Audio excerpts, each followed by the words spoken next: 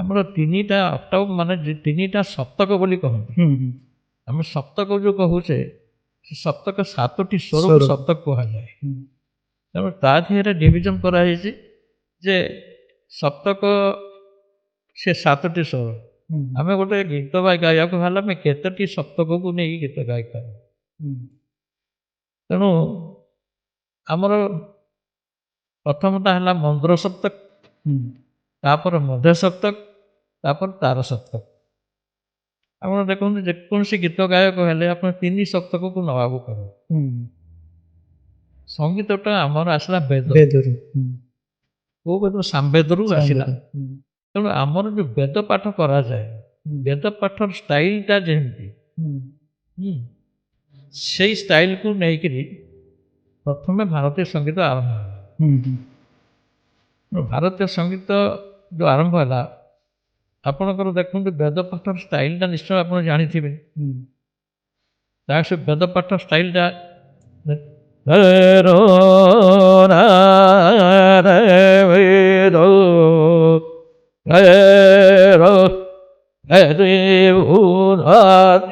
এইটো ଷ୍ଟାଇଲ,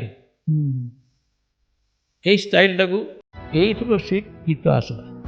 ତବଲାରେ କେମିତି ଢୋଳିକି ବାଜିପାରିବ, ତବଲାରେ ତେଲିଙ୍ଗି ବାଜା କେମିତି ବାଜିପାରିବ, ଏଇସବୁ ଜିନିଷ କହୁଣିରେ ବାଜିବ, ଏ ଜିନିଷ ମୁଁ ହିଁ ଆରମ୍ଭ କରିଥିଲି। କେବଳ ଯେତେବେଳେ ଅକ୍ଷୟ ମହାନ୍ତି, ପ୍ରଣବ ପଟ୍ଟନାୟକ 2 ଜଣ ହିଁ ଷ୍ଟେଜ୍ ସିଙ୍ଗର ଥିଲେ ସେତେବେଳେ। ମୁଁ କହୁଛି ମୁଁ ପୁରା 7 ବର୍ଷରୁ ମୁଁ ୟା ଭିତରେ। ଅକ୍ଷୟ ମହାନ୍ତି ଯେତେବେଳେ ପ୍ରଥମ ପ୍ରୋଗ୍ରାମ କଲେ ସେ ଷ୍ଟେଜରେ ମୁଁ ହିଁ ଅଛି। କାହାକୁ କହିଲେ ବୋଲି ବିଶ୍ୱାସ କରିବେ କିଏ? ଦେଖିନାହାନ୍ତି ତ ସିଏ।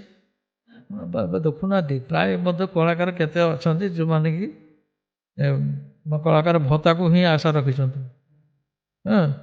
ସେମିତି ନୁହଁ। ଯେଉଁ ପ୍ରଥମେ ଗୋଟେ ଜିନିଷ ହେଉଛି ସେଇଟା ସେ ଜିନିଷ ଯେମିତି ହେଲେ ଆସିବ। କାରଣ ଯିଏ ରୋଜଗାର କରୁଛି କ'ଣ ସବୁ ରୋଜଗାର କରୁଛୁ? ତାପରେ ତ ଘର ବସି ଖାଇଲେ ନବେ ଅନୁସାରେ ଯେତିକି ଦିନ ସେ ପରଫର୍ମ କରୁଛି ସେତିକି ପାଇଲା, ଯେତିକି ଦିନ ଖାଟିଲା ସେତିକି ପାଇଲା, ଯେତିକି ଦିନ ନ ଖାଟିଲା ଖାଟି ପାରିଲାନି, ଅବସ୍ଥା ଖରାପ ହେଲା, ସେ କେତେଦିନ? ଯାହା କରିବା dedication, with full of dedication କରିବା ଦରକାର। ମୁଁ ଏହା କରିବି, କେବେ ହେଲେ ନେଗେଟିଭ୍ ଭାବିବେନି। ଜିନିଷଟା ହେଉଛି ନେଗେଟିଭ୍ କାହିଁ ଭାବିବା? ଆମେ କଳାକାର କିମ୍ବା ଆମେ କିଛି ଜାଣିଛୁ, ଯଦି ଜାଣିଛୁ ସେଇଟା ଯାହା କିଏ ଦେଲା? ତେଣୁ ଭଗବାନ ଦେଇଛନ୍ତି, ଯେଉଁଠି ଭଗବାନ ଦେଇଛନ୍ତି ତାକୁ ଆମେ ସତ୍କାର୍ଯ୍ୟରେ ଲଗାଇବାଟା ଆମେ ବାଧ୍ୟତାମୂଳକ।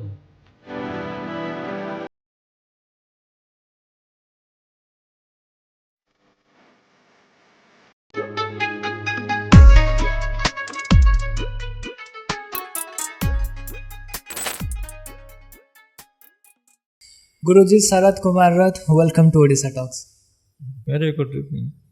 Thank you sir, हमको सुजोग देले कहना आपण जो डोमेन रू बिलोंग करछंदी ता हला हम गौरव, हम इतिहास सहित जड़ित हम कल्चर को रिप्रेजेंट करछंदी आपण। थैंक यू सो मच आज हमको सुजोग देले आपण को डोमेन विषय रे जानिया को। आउ मते लागु जे एई डोमेन विषय रे प्रत्येकटी ओडिया पुओ झियो पिला मान को जानिबा उचित। एवं आपन को सुनिया को से सुजोग मिलिबो कि एई जो यात्रा आपण जाइछंती केते अनोखा यात्रा। जय जगन्नाथ। आज्ञा मूल कथा है आम ओडिशारे ओडिसी संगीत बोले आम कहूँ कि जेहेतु एठू ओडिशारे आरंभ होइछि, तेणु से ओडिसी संगीतटा केमिति आरंभ है? आग पारंपरिक थिला।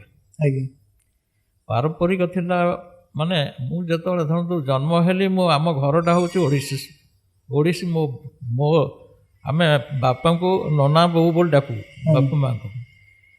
तेणु आम नना ओडिसी गीत गाउथले, मो बोऊ मध्य आठू भल बोलुला। तेणु से सुजोगटा पाइला पर मु जो जन्म हेली प्रथम संगीत शुणी, तापर तो मुझे 3 वर्ष बयस है मुझे संगीत को अनुकरण कली। प्रथम जमी आम आल्फाबेट सब संगीत थाए से भाया सा रे गा मा पा धा नी 7टी स्वर को नहीं कराए। ତେଣୁ ସେଇ ଜିନିଷକୁ ମୁଁ ଖାଲି ସେଇ 7ଟି ସ୍ୱରକୁ ମୁଁ ପ୍ରାୟ ମୋ ନନାଙ୍କଠୁ ଶିଖିବା ଆରମ୍ଭ କଲି। ଶିଖିବା ଆରମ୍ଭ କଲା ପରେ ମୁଁ ଜାଣିବାକୁ ଚାହିଁଲି କେଉଁଠୁ ଆସିଲା, କେମିତି ଆସିଲା। ତେଣୁ ମୁଁ ଯେତେବେଳେ ସେଠୁ ପ୍ରଥମେ 3 ବର୍ଷରୁ ଶିଖିବା ଆରମ୍ଭ କଲି, ସେଇ ସାରେଗାମାକୁ ପ୍ରାକ୍ଟିସ୍ କଲି, ଯେଉଁଟାକି ସଙ୍ଗୀତ ସାଧନା ବୋଲି କୁହାଯାଏ, ସ୍ୱର ସାଧନା। ତେଣୁ ସେ ସାଧନା କରିବା ସାଙ୍ଗେ ସାଙ୍ଗେ ଆମ ଘରେ ତ ସବୁ ଥାଏ, ବାଦ୍ୟଯନ୍ତ୍ର ସବୁ ଥାଏ। ତେଣୁ ସାଧନା ସେଇ ମାଧ୍ୟମରେ କରିବାକୁ ହେଲା। ହାରମୋନିୟମ ଘରେ ଥାଏ, ଆମର ତାନପୁରା ବି ଥାଏ। ବିଶେଷ କରି ତାନପୁରାଟା ହେଉଛି କ'ଣ, ତାନପୁରା ଆଉ ହାରମୋନିୟମ ଏଇ ଦୁଇଟା ଭିତରେ ପ୍ରଭେଦ ହେଉଛି। ହାରମୋନିୟମରେ ସବୁ ଗୁଡ଼ାକ ଗୋଟେ ଗୋଟେ ପର୍ସନାଲ ନୋଟ୍ ଥାଏ। ତା ଦେହରେ ଆମେ ପ୍ରାୟ 3ଟା ଅକ୍ଟାଭକୁ ନେଇକରି କାମ କରୁ। ଯେକୌଣସି ସଙ୍ଗୀତ ଗାଇଲେ ଆମର 3ଟା ଅକ୍ଟାଭ, ମାନେ 3ଟା ସପ୍ତକ ବୋଲି କହନ୍ତି। ଆମେ ସପ୍ତକ ଯେଉଁ କହୁଛେ, ସେ ସପ୍ତକ 7ଟି ସ୍ୱରକୁ ସପ୍ତକ କୁହାଯାଏ। ତେଣୁ ତା ଦେହରେ ଡିଭିଜନ୍ କରାଯାଇଛି ଯେ ସପ୍ତକ ସେ 7ଟି ସ୍ୱର। ଆମେ ଗୋଟେ ଗୀତ ଗାଇବାକୁ ହେଲେ ଆମେ କେତୋଟି ସପ୍ତକକୁ ନେଇ ଗୀତ ଗାଇପାରୁ। ତେଣୁ ଆମର ପ୍ରଥମଟା ହେଲା ମନ୍ଦ୍ର ସପ୍ତକ, ତାପରେ ମଧ୍ୟ ସପ୍ତକ, ତାପରେ ତାର ସପ୍ତକ। ଆପଣ ଦେଖନ୍ତୁ ଯେକୌଣସି ଗୀତ ଗାୟକ ହେଲେ ଆପଣ 3 ସପ୍ତକକୁ ନେବାକୁ ପଡ଼େ। ତେଣୁ ସେଇ ସପ୍ତକକୁ ନେଇକରି ମୁଁ ଅଭ୍ୟାସ କଲି। କରିବା ପରେ ଯେତେବେଳେ ମୁଁ ସଙ୍ଗୀତ କ'ଣ ଟିକେ ଜାଣିବାକୁ ଜାଣିଲି, ତାପରେ ମୁଁ ଇଚ୍ଛା କଲି ଯେ ଆଉ କ'ଣ କ'ଣ କ'ଣ ସବୁ ଅଛି। ତ ମୁଁ ସେତେବେଳେ ସ୍କୁଲରେ ପାଠ ପଢ଼ିଲି।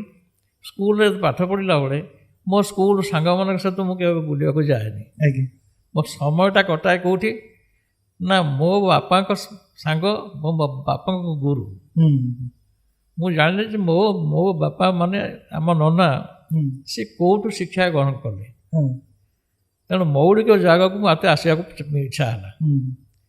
ତାଙ୍କ ଗୁରୁଙ୍କ ପାଖକୁ ଗଲି।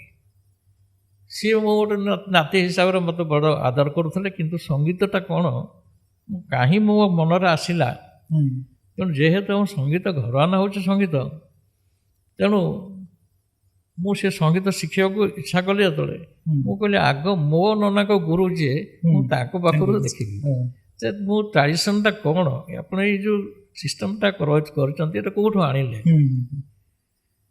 ସେଠି ମୋତେ ସେ କହିଲେ ଭାରତୀୟ ସଙ୍ଗୀତ ବୋଲି ଗୋଟିଏ ଅଛି। ଯେ ଭାରତରେ ଯେତେବେଳେ ସଙ୍ଗୀତ ଆରମ୍ଭ ହେଲା, ସେତେବେଳେ କେଉଁଠୁ ଆସିଲା, ଷ୍ଟାଇଲ୍ ଅଫ୍ ସିଙ୍ଗିଂଟା କେଉଁଠୁ ଆସିଲା। ସେଠୁ ସେ ମୋତେ କହିଲେ, ବାବା ସଙ୍ଗୀତଟା ଆମର ଆସିଲା ବେଦରୁ। କେଉଁ ବେଦ? ସାମବେଦରୁ ଆସିଲା। ତେଣୁ ଆମର ଯେଉଁ ବେଦ ପାଠ କରାଯାଏ, ବେଦ ପାଠର ଷ୍ଟାଇଲ୍ଟା ଯେମିତି, ସେଇ ଷ୍ଟାଇଲ୍କୁ ନେଇକରି ପ୍ରଥମେ ଭାରତୀୟ ସଙ୍ଗୀତ ଆରମ୍ଭ ହେଲା।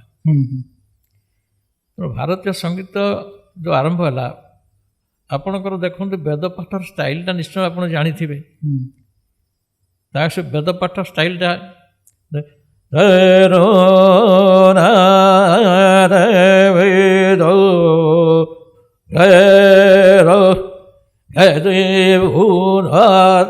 ଏଇ ଯେଉଁ ଷ୍ଟାଇଲ୍, ଏଇ ଷ୍ଟାଇଲ୍ଟାକୁ ଏଇଥିରୁ ସେ ଗୀତ ଆସିଲା। ଯେଉଁ ଗୀତ ଆସିଲା ଭାରତୀୟ ସଙ୍ଗୀତର, ସେ ନାଁଟା କ'ଣ, ତାକୁ ଧ୍ରୁବପଦ ବୋଲି କହିଲେ। ଧ୍ରୁପଦ, ସେଟା ଧ୍ରୁପଦ ଗାୟନ।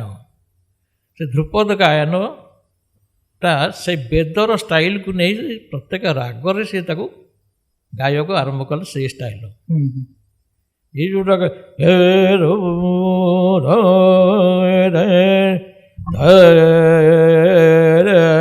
ଏଇ ଯେଉଁ ଷ୍ଟାଇଲ୍ଟା, ତେଣୁ ସେ ଷ୍ଟାଇଲ୍ ପ୍ରଥମେ ଥିଲା। ମୌଳିକ ବାଦ୍ୟ ହିସାବରେ ପଖୱାଜ ଥିଲା। ପଖୱାଜ ମାନେ ପକ୍କା ଆୱାଜରୁ ପଖୱାଜ। କାରଣ ସେତେବେଳେ କ'ଣ ପକ୍କା ଆୱାଜ କାହିଁକି କରୁଥିଲେ ନା, ସେତେବେଳେ ମାଇକ୍ରୋଫୋନ୍ ଫାଇକ୍ରୋଫୋନ୍ କିଛି ନଥିଲା। ଲୋକ ସେଥିପାଇଁ ଯେଉଁମାନେ ଗୀତ ଗାଇବାକୁ ଇଚ୍ଛା କରୁଥିଲେ, ତାଙ୍କୁ ରୀତିମତ ସାଧନା କରିବାକୁ ପଡ଼େ। କେମିତି କ'ଣ ନା, ଆପଣ ଏଇଠି ଗୀତ ବୋଲିଲେ ଅଧ କିଲୋମିଟର ଦୂରରେ ମଧ୍ୟ ଲୋକ ଥାଇକି ଶୁଣିପାରିବେ। ତାହେଲେ ଆମକୁ କେମିତି କରିବା? ଆମର ତ ରେଞ୍ଜ ଗୋଟେ, ହୁଁ ସାଧନା ବଳରେ ଆମକୁ କିଛି କରିବାକୁ ପଡ଼ିବ। ହୁଁ ସେ ସାଧନା ପ୍ରୋସିଜର କ'ଣ ଥିଲା? ହୁଁ ସାଧନା ପ୍ରୋସିଜରଟା ଆପଣ ପ୍ରବଳ ଶୀତ ଟାଇମ୍ରେ ହୁଁ ପୋଖରୀ ଭିତରକୁ ଯିବେ, ବେକେ ପାଣି ପର୍ଯ୍ୟନ୍ତ ବୁଡ଼ିକିରି ହୁଁ ସେଠି ରିଆଜ କରିବେ। ଆଚ୍ଛା ରିଆଜ କରିକିରି ଆପଣ ଯେତେବେଳେ ସ୍ଥଳଭାଗକୁ ଆସିବେ, ହୁଁ ଆସ୍ତେ ଆସ୍ତେ ଆସ୍ତେ ଆସ୍ତେ ମାନେ ରିଆଜ ଆପଣ ଦେଖିବେ ପାଣି ଭିତରେ ବୁଡ଼ିକିରି ବେକେ ପର୍ଯ୍ୟନ୍ତ ବୁଡ଼ିକିରି ଆପଣ ଏଇଠି ପାଖରେ ମାନେ 50 ମିଟରରେ ଯଦି ଠିଆ ହେଇଥିବ କିଏ ଶୁଣିପାରିବନି। ହୁଁ କିନ୍ତୁ ସେ 1 କିଲୋମିଟର ଦୂରକୁ ମଧ୍ୟ ଶୁଣିବାକୁ କେମିତି ଚେଷ୍ଟା କରୁଥିଲେ ସାଧନା ବଳରେ। ହୁଁ ସେ ଆସ୍ତେ ଆସ୍ତେ ସେଇଗୁଡ଼ାକ ଥିଲା। କିନ୍ତୁ ଆପଣ ଭାବନ୍ତୁ, ବଡ଼ ପାଟିରେ ଗାଇଲେ ତା ଦେହରେ କିଛି ଲାଳିତ୍ୟ ନଥାଏ। ହୁଁ ଯେ ସେତେବେଳେ ସାଧାରଣ ଲୋକ କେହି ନଥିଲେ, ସଙ୍ଗୀତକୁ କିଏ ଉପଭୋଗ କରୁଥିଲା? ହୁଁ ଯେତେବେଳେ ରାଜା ଆପଣ ମୋଗଲ ସାମ୍ରାଜ୍ୟ ଥିଲା, ହୁଁ ସେତେବେଳେ ସବୁ ରଜାମାନଙ୍କର ସବୁ ଏସବୁ ଗୁଡ଼ାକ ଶୁଣୁଥିଲେ। ଶୋଉଥିଲେ ହଁ ରାଜଦରବାରରେ ସେ କଥା ଶୁଣନ୍ତି। ହୁଁ କିନ୍ତୁ ସବୁ ରଜାଙ୍କର ଆପଣ ଜାଣିଥିବେ ତାଙ୍କ ସମସ୍ତଙ୍କର ସୈନ୍ୟ ସାମନ୍ତ ଥାଆନ୍ତି। ହୁଁ ହେଁ, ହୁଁ ତାଙ୍କର ସେମାନେ ସବୁ ଏସ୍କର୍ଟ ସବୁ। ହୁଁ ତେଣୁ ଏଠି କ'ଣ ହୁଏ, ତାଙ୍କର ଯେଉଁ ମେଣ୍ଟାଲିଟିଟା କ'ଣ, ଲଢ଼େଇ ମେଣ୍ଟାଲିଟି ହୁଁ ରଜାମାନଙ୍କର। ସିଏ କିଏ କେତେ ପରିଶ୍ରମ କରୁଛି, କାହାକୁ କେତେ କଷ୍ଟ ହେଉଛି, ସେଗୁଡ଼ାକ ସିଏ ଦେଖନ୍ତିନି। ହୁଁ ତେଣୁ ସିଏ ଧରନ୍ତୁ ଗୋଟେ ବନାରସରୁ ଗୋଟେ ଗାଇଲା ବାଲାକୁ ଡାକିଦେଲେ, ହଁ ସେ ଲକ୍ଷ୍ନୌରୁ ଜଣେ ବଜେଇଲା ବାଲାକୁ ଡାକିଦେଲେ, ହୁଁ 2 ଜଣଙ୍କ ଭିତରେ ଲଢ଼େଇ କରିବେ। ହୁଁ ହୁଁ ହୁଁ ହେଁ, କିଏ କାହାକୁ ଜିତୁଛି, ହଁ କିଏ କାହାକୁ ହରଉଛି। ତେଣୁ ଯିଏ ଜିତିବ ହୁଁ ତାକୁ ବି ଗୋଟେ ଗୋଟେ ମଉଡ଼ ଦେଉଥିଲେ, ହୁଁ ମାନେ ସୁନାର ଗୋଟେ ମୋହର। ହୁଁ ତେଣୁ ଏଇ ସେମିତି ସଙ୍ଗୀତଟା ଚାଲିଥିଲା, ବାଡ଼ିଆ ପିଟା ହେଇକି ଚାଲିଥିଲା। କମ୍ପିଟିଟିଭ୍ ପୁରା ତାପରେ ତା ଭିତରେ ଆସ୍ତେ ଆସ୍ତେ ଆପଣ ଦେଖନ୍ତୁ, ବାଦ୍ୟ ହିସାବରେ, ତାଳ ବାଦ୍ୟ ହିସାବରେ ପଖବାଜ ଥିଲା ମୁଖ୍ୟ। ହୁଁ ଏମିତି ମାଡ଼ପିଟି ଅବସ୍ଥାରେ ସେ ପରସ୍ପର ଭିତରେ ଲଢ଼େଇ ଲାଗିଲା। ହୁଁ ଯେ ଯିଏ ଗୀତ ବୋଲୁଛି ତା ପାଖରେ ସେମିତି କିଛି ଇନଷ୍ଟ୍ରୁମେଣ୍ଟ ନାହିଁ, ହୁଁ ସିଏ ତା ପାଖେ ଥାଇକି ତାନପୁରା, ଆଉ ତାନପୁରାଟା ଗୋଟେ ମାନେ ଜଷ୍ଟ କୁକୁଡ଼ା ଅଣ୍ଡା ଭଳିଆ ଜିନିଷ। ହୁଁ ତାକୁ ଆଙ୍ଗୁଠି ଟିକେ ମାରିଦେଲେ ସେ କ'ଣ ହେଇଯିବ। ହୁଁ ୟାଙ୍କ ପାଖେ ପଖବାଜ ଅଛି କାଠର, ହୁଁ ଏ ରାଗିକିରି ତାକୁ ଫୋପାଡ଼ି ଦେଲେ। ଆଚ୍ଛା ରାଗ ରୁଗା ଭିତରେ ହୁଁ ସେ ଗାଇଲା ବାଲା ଉପରକୁ ଫୋପାଡ଼ି ଦେଲେ। ହୁଁ ଇଏ କହିଲେ ମୁଁ ଯାହା ଗାଇଛି ଠିକ୍, ଇଏ କହିଲେ ସେ ମୁଁ ଯାହା ବଜେଇଛି ଠିକ୍। ହୁଁ ତା ଭିତରେ କିଛି ହେଲାନି। ତେଣୁ ରାଗି ସାରିଲା ପରେ ତାପରେ ସେଟା ଦ୍ୱିଖଣ୍ଡ ହୋଇଗଲା। ହୁଁ ପର ମୁହୂର୍ତ୍ତରେ ଏତେ ସାଧନା କରିକି ସେ ଫୋପାଡ଼ି ଦ୍ୱିଖଣ୍ଡ କରିଦେଲେ। ମନ ଦୁଃଖ ହେଲା। ଯେତେବେଳେ ମନ ଦୁଃଖ ହେଲା, ରାଗ ଶାନ୍ତ ହୋଇକିରି ମନଟା ଦୁଃଖ ଆଡ଼େ ଯେତେବେଳେ ଆସିଲା, ସେତେବେଳେ ସେ ତାକୁ ନେଇ ଟେକି ଥୋଇଲେ। ମନଟା ଦୁଃଖ କରିକି ହଠାତ୍ ହାତ ମାରିଦେଲେ ତାକୁ ଦେହରେ। ହୁଁ ପୁଣି ଗୋଟେ ସାଉଣ୍ଡ ବାହାରିଲା। ହୁଁ ସେ ଦେଖିଲା ଆରେ ତଭି ବୋଲା। ତେଣୁ ତାକୁ ଆସ୍ତେ ଆସ୍ତେ ତଭି ବୋଲାରୁ ସେ ତବଲା ହେଇଗଲା। ସେଇଟା ଖୋଲା ବାଜ ଥିଲା ପଖବାଜଟା, ଏଇଟା ବନ୍ଦ ବାଜ। ମାନେ ସେଇଟା ପୁରା ପାପୁଲିରେ ବଜାଇବାକୁ ହେଉଥିଲା, ଏଇଟା ଆଙ୍ଗୁଠିରେ ବଜାଇବାକୁ ହେଲା। ତେଣୁ ସେଠୁ ଆସ୍ତେ ଆସ୍ତେ ଆସ୍ତେ ଆସ୍ତେ ତା ସୁଇଟ୍ ସାଉଣ୍ଡ ମଧ୍ୟ ସୁଇଟ୍ ଲାଗିଲା। ସେଇ ସେ ଆସ୍ତେ ଆସ୍ତେ କ'ଣ ହେଲା ନା, ତା ଦେହରେ କିଛି କିଛି ଲାଇଟ୍ ଟାଇପ୍ର ଜିନିଷ, ସେମି କ୍ଲାସିକାଲ ଟାଇପ୍ର ଜିନିଷ ବାହାରିଲା, ଯେଉଁଟାକି ଆପଣଙ୍କର ଠୁମୁରି ବୋଲି କହୁଛୁ। ସେଇ ଶାସ୍ତ୍ରୀୟ ସଙ୍ଗୀତର ଇଏ ହେଲା ତ ଟିକେ ମିଠା ଜିନିଷ, ବିଭିନ୍ନ ଭାବ ବିଭିନ୍ନ ଭାବ ଏବଂ ତାର ରସ ଏସବୁ ଉତ୍ପନ୍ନ ହେଲା ସେଇଠୁ। ହେଲା ଯେତେବେଳେ ସେଇ ଭଳିଆ ଗୀତ ଗାଇଲେ ହେବ, ଆଉ ଏତେ ହଲା କରିକି ନୁହଁ। ଯିଏ ଆଶାରେ ବସିବେ ସେମାନେ ଶୁଣିବେ। ଆପଣ ଯେଉଁ ଗୀତ ଧରନ୍ତୁ, ଯେଉଁ ଟାଇପ୍ର ଠୁମୁରି, ଆଏ ନ ବାଲମ କା କରୁ ସଜନେ, ଆଏ ନ ବାଲମ ଆଏ ନ ବାଲମ, ୟା ଭିତରେ ଯେଉଁ ଫିଲିଙ୍ଗସଟା ରହିଲା, ଏ ଫିଲିଙ୍ଗସଟାକୁ ହୃଦୟକୁ, ଶୁଣିବା ଲୋକଙ୍କ ହୃଦୟକୁ ବି ସ୍ପର୍ଶ କରେ। ଆସ୍ତେ ଆସ୍ତେ ସେଇ ଜିନିଷ ବର୍ତ୍ତମାନ ଖେୟାଲ ଇଏ ହେଉଛି ଠୁମୁରି। ଏ ଗୀତ ଭିତରେ ବହୁତ ପ୍ରକାର ଅଛି, ଖେୟାଲ ଅଛି, ଠୁମୁରି ଅଛି, ଗଜଲ ଅଛି, କୱାଲି ଅଛି, ଆପଣଙ୍କର ହୋରି ଅଛି, ଗଜରି ଅଛି, ଦାଦରା ଅଛି, ଏମିତି ବିଭିନ୍ନ ପ୍ରକାର ସବୁ ସେମାନେ ଏସବୁ ଜିନିଷ ଆସିଲା କେଉଁଠୁ ନା ପ୍ରତ୍ୟେକ ଅକେଜନକୁ ନେଇକି କରନ୍ତି। ହୋରି ହୋରି ଟାଇମ୍ରେ ରଙ୍ଗ ଖାଇଲା ବେଳେ ସେଇଟା ବୋଲାଯାଏ। ତେଣୁ ଏମିତି ହେଇକିରି ଆସିଲା। ଆମର ସେଠି ଯେଉଁ ଓଡ଼ିଶୀ କଥା କହିଲି, ଓଡ଼ିଶୀଟା ଆମର ସେଠି କେଉଁଠୁ ଆସିଲା? ମନ୍ଦିରରେ ଜଗନ୍ନାଥଙ୍କଠୁ ସେଟା ଆସେ। କାରଣ ଜଗନ୍ନାଥ ବହୁତ ସୌକିନ ଥିଲେ। ସିଏ ଶୋଇବା ପୂର୍ବରୁ ମାନେ ସେ ଟିକେ ସଙ୍ଗୀତ ଶୁଣିବେ, ସଙ୍ଗୀତ ଶୁଣିଲା ପରେ ଯାଇ ଶୋଇବାକୁ ଯିବେ। ତେଣୁ ସେଇ ଜିନିଷ ସେମାନେ ଶୁଣନ୍ତି, ଯେଉଁ ଗୀତ ଗୋବିନ୍ଦ ଶୁଣନ୍ତି। କିନ୍ତୁ ଗୋଟେ କମ୍ପଲସରୀ ଜିନିଷ ହେଉଛି ମାଳଶ୍ରୀ।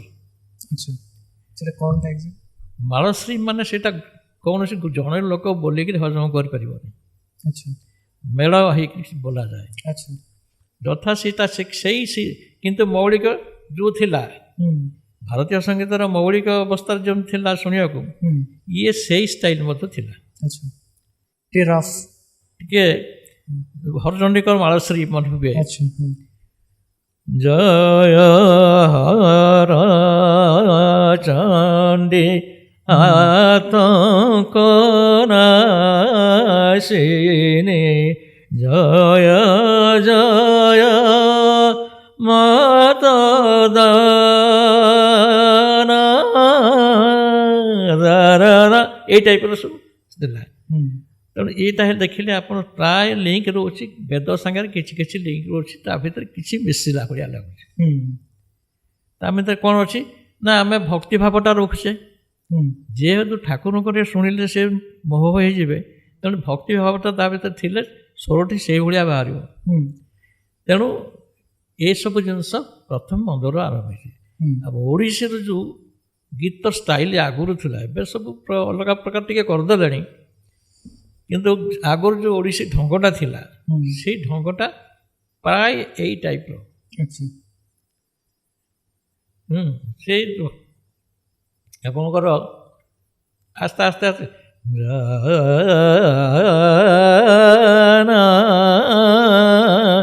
ନିକୁଞ୍ଜେ ଜାନା, ଏଇ ଟାଇପ୍ର ରହିଲା। ତେଣୁ ଏଇଟାକୁ ଯିଏ ଶୁଣିବ ସେ ଓଡ଼ିଶୀ ବୋଲି ଭାବିବେ। ଏଇ ଓଡ଼ିଶୀ ମଧ୍ୟ ଆମର ଦୁଇ ଭାଗରେ ବିଭକ୍ତ ହେଇଗଲା। ଦୁଇ ଭାଗରେ ବିଭକ୍ତ ହେଲା ମାନେ କ'ଣ? ଗୋଟେ ହେଲା ଉତ୍ତରୀ ଓଡ଼ିଶୀ, ଗୋଟେ ଦକ୍ଷିଣୀ ଓଡ଼ିଶୀ। ଦକ୍ଷିଣ ଓଡ଼ିଶାରେ କ'ଣ ନା ଆମର ସଙ୍ଗୀତଟା ଯେମିତି ଭାରତୀୟ ସଙ୍ଗୀତ ଦୁଇ ଭାଗରେ ବିଭକ୍ତ। ଗୋଟେ ହେଲା ଉତ୍ତର ଭାରତୀୟ, ଗୋଟେ ହେଲା ଦକ୍ଷିଣ ଭାରତୀୟ। କର୍ଣ୍ଣାଟିକ ଯେଉଁଟା, ତେଣୁ ସେ କର୍ଣ୍ଣାଟିକ ଢଙ୍ଗଟା ଅଟୋମେଟିକାଲି ସିଆଡ଼ୁ ଆସିଲା। ଆପଣ ଦେଖନ୍ତୁ ଯେକୌଣସି ଜାଗାକୁ ଗଲେ, ଆପଣ ବ୍ରହ୍ମପୁର ଗଲେ ବ୍ରହ୍ମପୁରର ଟିକେ ଭାଷା ଅଲଗା, ସମ୍ବଲପୁର ଗଲେ ତାଙ୍କ ଭାଷା ଅଲଗା। ଏଇ ଯେଉଁ ଏଇଭଳିଆ କିଛି କିଛି ପଞ୍ଚ ହେଇଯାଏ ତା ଦେହରେ। ତେଣୁ ସେଇଟା ସେଇ ଟାଇପ୍ର ସେମାନେ ଗାଇଲେ ବୋଲି ସେ ଦକ୍ଷିଣ ଓଡ଼ିଶୀ ଷ୍ଟାଇଲ, ସେ ସ୍ୱର ଏଇଆ କିନ୍ତୁ ବେଶୀ ଆନ୍ଦୋଳିତ ହୁଏ। ଆପଣଙ୍କର କର୍ଣ୍ଣାଟିକଟା କ'ଣ? କର୍ଣ୍ଣାଟିକଟା ଗୋଟେ ସ୍ୱରକୁ ଧରିଲେ ଏଇ ଟାଇପ୍ର କରୁ। ଏପଟେ ହେଉଛି କନଷ୍ଟାଣ୍ଟ।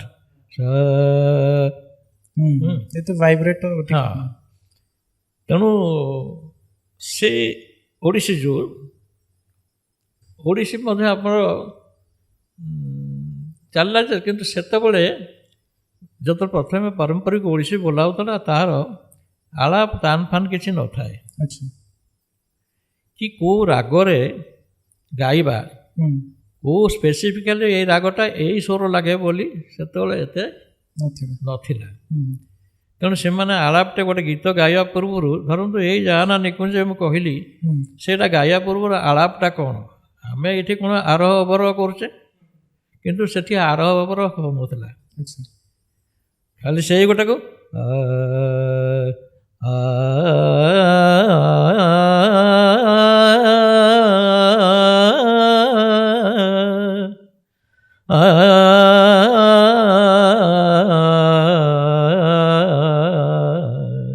ଏତିକି କଲେ ଜାନା ଏଇଭଳିଆ ବୋଲା ହେଉଥିଲା ସବୁ। ତେଣୁ ବର୍ତ୍ତମାନ କ'ଣ ହେଲା, ଆସ୍ତେ ଆସ୍ତେ 1964 ମସିହାରେ ଯେତେବେଳେ ଏଠି ସଙ୍ଗୀତ ମହାବିଦ୍ୟାଳୟ ଖୋଲିବାକୁ ସବୁ ଇଚ୍ଛା କଲେ, ଆମର ଭୁବନେଶ୍ୱରରେ ସଙ୍ଗୀତ ମହାବିଦ୍ୟାଳୟ କରିବାକୁ ଇଚ୍ଛା କଲେ। ତେଣୁ ତା ପୂର୍ବରୁ ଯଦି ଆମେ କଲେଜ କରିବା ତାହେଲେ ସେ କଲେଜ କୋର୍ସ କିଛି ବନେଇବାକୁ ପଡ଼ିବ, ସିଲାବସ୍। ତେଣୁ ସମସ୍ତେ ସବୁ ବସିକିରି ସେଇ ସିଙ୍ଗାରୀ ସାର୍, ସେଇ ମାର୍କଣ୍ଡେୟ ମହାପାତ୍ର, ସେଇ କାଶୀନାଥ ପୂଜା ପଣ୍ଡା, ଏ ସିଙ୍ଗାରୀ ସାର୍ଙ୍କର ଯେଉଁ ଶିଷ୍ୟ 5 ଜଣ ମୁଖ୍ୟ ଶିଷ୍ୟ ଥିଲେ, ତା ଭିତରୁ ମୋ ନନା ମଧ୍ୟ ଜଣେ। ମୋ ନନା ହେଉଛନ୍ତି ଲୋକନାଥ ରଥ, ଆଉ ଜଣେ ଥାନ୍ତି ଲୋକନାଥ ପାଳ, ମାର୍କଣ୍ଡେୟ ମହାପାତ୍ର, କାଶୀନାଥ ପୂଜା ପଣ୍ଡା ଏବଂ ନୃସିଂହନାଥ ଖୁଣ୍ଟିଆ। ତେଣୁ ଏଇମାନଙ୍କୁ ନେଇକି ସେ କରାହେଲା। ପ୍ଲସ୍ ଶିଷ୍ୟ ମାନେ ଗୁରୁଙ୍କର ଶିଷ୍ୟ ଆଉ ଅନ୍ୟାନ୍ୟ ଶିଷ୍ୟ ମାନେ ଗୁରୁଙ୍କର ଶିଷ୍ୟ, ତାଙ୍କ ଶିଷ୍ୟ ସବୁ ବାହାରିଲେ, ତାଙ୍କୁ ମଧ୍ୟ କିଛି ନେଇକିରି ତାକୁ ସ୍ୱରଲିପି କରାହେଲା। କେଉଁ ରାଗରେ ପାରମ୍ପରିକ ଭାବରେ ଏଇଆ ଅଛି, କ'ଣ କ'ଣ ସ୍ୱର ଲାଗୁଛି, ତାକୁ ଏଇଟା କି ରାଗ ହେବ, ଏଇସବୁ ନିର୍ଦ୍ଧାରଣ କଲେ। ନିର୍ଦ୍ଧାରଣ କଲା ପରେ 1964 ମସିହାରେ ରବୀନ୍ଦ୍ର ମଣ୍ଡପରେ କଲେଜ ଖୋଲା ହେଲା। କଲେଜ ଖୋଲା ହେଲା ପରେ ତା ଦେହରେ ମଧ୍ୟ ଏପର୍ଯ୍ୟନ୍ତ ମଧ୍ୟ ବିବାଦ ଅଛି। ଏପର୍ଯ୍ୟନ୍ତ ଓଡ଼ିଶୀଟାକୁ ଶାସ୍ତ୍ରୀୟ ମାନ୍ୟତା ଦେଇନାହାନ୍ତି। କାରଣ ହେଉଛି, ଆମେ ଯଦି ଆମ ପରମ୍ପରାଟା କ'ଣ ଆମେ ବିଚାର ନ କରିବା, ପ୍ରଥମ କଥା ଆପଣ ଦେଖନ୍ତୁ, ଗୋଟେ ଶାସ୍ତ୍ର ଉପରକୁ ଯିବା। ଶାସ୍ତ୍ର କଥା ଭାବିଲେ ଆମେ 3 ପୁରୁଷକୁ ମନେ ପକାଇବାକୁ ପଡ଼ିବ। ଆପଣ ସାଧାରଣତଃ ଜାଣିଥିବେ, ଗୋଟେ ଶ୍ରାଦ୍ଧ କର୍ମ ହେଲେ ମଧ୍ୟ ଏଇଟା ଶାସ୍ତ୍ରୀୟ ନୀତିରେ ହେଉଛି। ଶ୍ରାଦ୍ଧ କର୍ମ ହେଲା ମାନେ ଶାସ୍ତ୍ରଟା କ'ଣ ଦରକାର, ଆପଣ ଦେଖିବେ ତ ଆପଣଙ୍କ ବାପାଙ୍କ ନାଁ କ'ଣ, ତାଙ୍କ ବାପାଙ୍କ ନାଁ, ତାଙ୍କ ବାପାଙ୍କ ନାଁ କ'ଣ, ଆଟଲିଷ୍ଟ ଏତିକି ଜାଣିବାକୁ ପଡ଼ିବ। ବର୍ତ୍ତମାନ ଅଭାବଟା ହେଉଛି, ଏବେ ଏଠି ଯିଏ ପ୍ରଚଳିତ କଲେ ଓଡ଼ିଶୀ ସଙ୍ଗୀତ, ସେ ସଙ୍ଗୀତ ଯିଏ କଲେ, ସେ ଗୁରୁ ବା ମହାଗୁରୁ ବୋଲି, ଯେତେବେଳେ ମୋ ନନା ହେରିକା ଗୁରୁ ବି ଥିଲେ, ତାଙ୍କ ଗୁରୁ ହେଉଛନ୍ତି ମହାଗୁରୁ। ତେଣୁ ସେ ମହାଗୁରୁ ଯେତେବେଳେ ସମସ୍ତେ ଜାଣିଛନ୍ତି ସିଙ୍ଗାରୀ ଶ୍ୟାମସୁନ୍ଦରଙ୍କର ଏଠି ଓଡ଼ିଶୀ ସଙ୍ଗୀତକୁ ପ୍ରଚାର କଲେ, କିନ୍ତୁ ସେ ଜିନିଷଟା କେଉଁଠୁ ପାଇଲେ, ତାଙ୍କ ଗୁରୁ କିଏ ସେ ଏବଂ ତାଙ୍କ ଗୁରୁ କିଏ,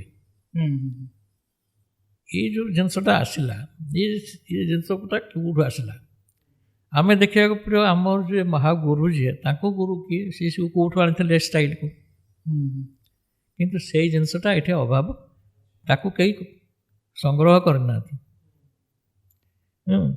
ସେଇ ଗୋଟାକି ହେଉଛି ଅସୁବିଧା। ଆମେ 3 ପୁରୁଷକୁ ନେଇକି ଯଦି ଆମେ ସଙ୍ଗୀତଟା କ'ଣ ଥିଲା ଏବଂ କ'ଣ ଅଛି, ୟା ଭିତରେ ବିଚାର କରିକି ଆମେ ତାକୁ ସଂଗ୍ରହ କରିବା, ତାହେଲେ ଆମେ ସେଟାକୁ ଶାସ୍ତ୍ର କରିପାରିବା। ବର୍ତ୍ତମାନ ସେଇଥିପାଇଁ ଏଇ ଅବସ୍ଥାରେ ସବୁ ରହିଛି। ସମସ୍ତେ ବାଡ଼େଇ ପିଟି ହେଉଛନ୍ତି କେମିତି ଶାସ୍ତ୍ର ହେବ, ମୂଳ ଜିନିଷକୁ ଆସୁନାହାନ୍ତି। ତେଣୁ ଏଠି ଓଡ଼ିଶୀ ଗବେଷଣା କେନ୍ଦ୍ର ଅଛି, ଆପଣ ଗବେଷଣା କରିକିରି ଆପଣ ଯାଉନାହାନ୍ତି, କିଏ ଜାଣିଥିବେ କାହାକୁ କେମିତି ପଚାରି କରି ବୁଝିବେ, ସେଇଟା ହେଉନି ଅଭାବ। ତେଣୁ ବର୍ତ୍ତମାନ ସେମିତି ଓଡ଼ିଶୀ ଚାଲିଛି। ଆମେ ଓଡ଼ିଶା ଭିତରେ ଯାହା, ବାହାରେ ଆଉ ଓଡ଼ିଶୀ ତ ସେମିତି ପ୍ରଚଳିତ ହେଇନି। ଏଇଟା ସର୍ବଭାରତୀୟ ସ୍ତରରେ, ଯଦି ସର୍ବଭାରତୀୟ ସ୍ତରରେ କିନ୍ତୁ ଓଡ଼ିଶୀ ଡ୍ୟାନ୍ସଟାକୁ ଯେତିକି ଦିଆହେଉଛି, ଡ୍ୟାନ୍ସଟା ହେବାର କାରଣ, ଡ୍ୟାନ୍ସଟା ହେଲା ମାନେ ସେଥିପାଇଁ ଦେଶ ବିଦେଶକୁ ଯେତେବେଳେ ସଂଯୁକ୍ତା ପାଣିଗ୍ରାହୀ ନାଚ ଶିଖିଲେ, ସେତେବେଳେ ମଧ୍ୟ ମୁଁ ନାଚ ଶିଖୁଥିଲି। ମୋ ଭଉଣୀ ଶିଖୁଥିଲା, ଆକ୍ଚୁଆଲି ମୁଁ ଇନଡାଇରେକ୍ଟଲି ଶିଖୁଥିଲି, କିନ୍ତୁ ମୋତେ ଯେତେବେଳେ ଜାଣିଗଲେ ସାରେ ଡାଇରେକ୍ଟ କରିଦେଲେ। ତେଣୁ ମୁଁ ମଧ୍ୟ ସେତେବେଳେ 4 ବର୍ଷ ଖଣ୍ଡେ ନାଚ ଶିଖୁଥିଲି। ଯେ ସିଏ ସଂଯୁକ୍ତା ପାଣିଗ୍ରାହୀ ମୋ ଭଉଣୀ ପାଇଁ ଆସିଥିଲା ମାଡ୍ରାସରୁ ଡକା ଆସିଥିଲା ମୋ ଭଉଣୀକି। କିନ୍ତୁ ଆମ ଘରେ ଯେହେତୁ ଆମର ପିଇସା ଥାଆନ୍ତି, ଆମର ଜେଜେବାପା ଏକ୍ସପାୟାର କରିଥିଲେ, ପିଇସା ଥିଲେ ମୁଖ୍ୟ, ସେଟା ଆମର ତ କଞ୍ଜରଭେଟିଭନେସ୍ଟା ଥାଏ। ତେଣୁ ସିଏ କହିଲା, ଝିଅକୁ 12 ବର୍ଷ ହେଲାଣି, ସେ କ'ଣ ବାହାରକୁ ଯିବ, ସେ ବନ୍ଦ କରିଦେଲେ। ସେଇ ସୁଯୋଗଟା ସଂଯୁକ୍ତା ପାଣିଗ୍ରାହୀ ପାଇଲେ।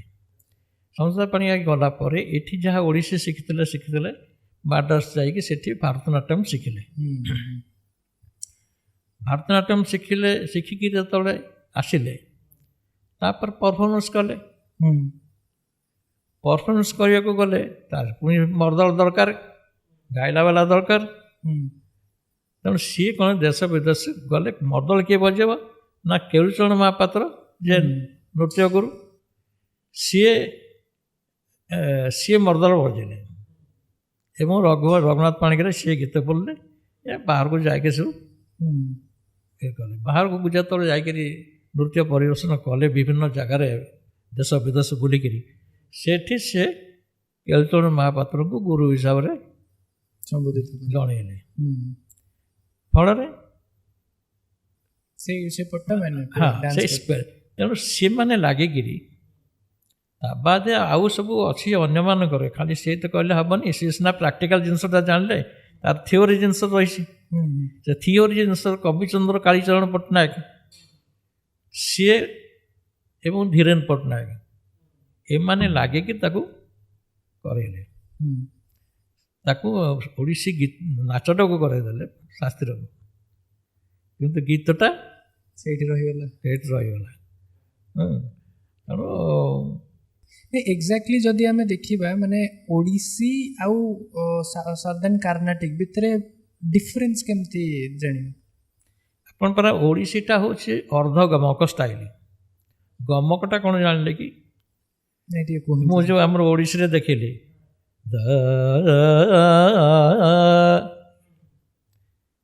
କିନ୍ତୁ କର୍ଣ୍ଣାଟିକରେ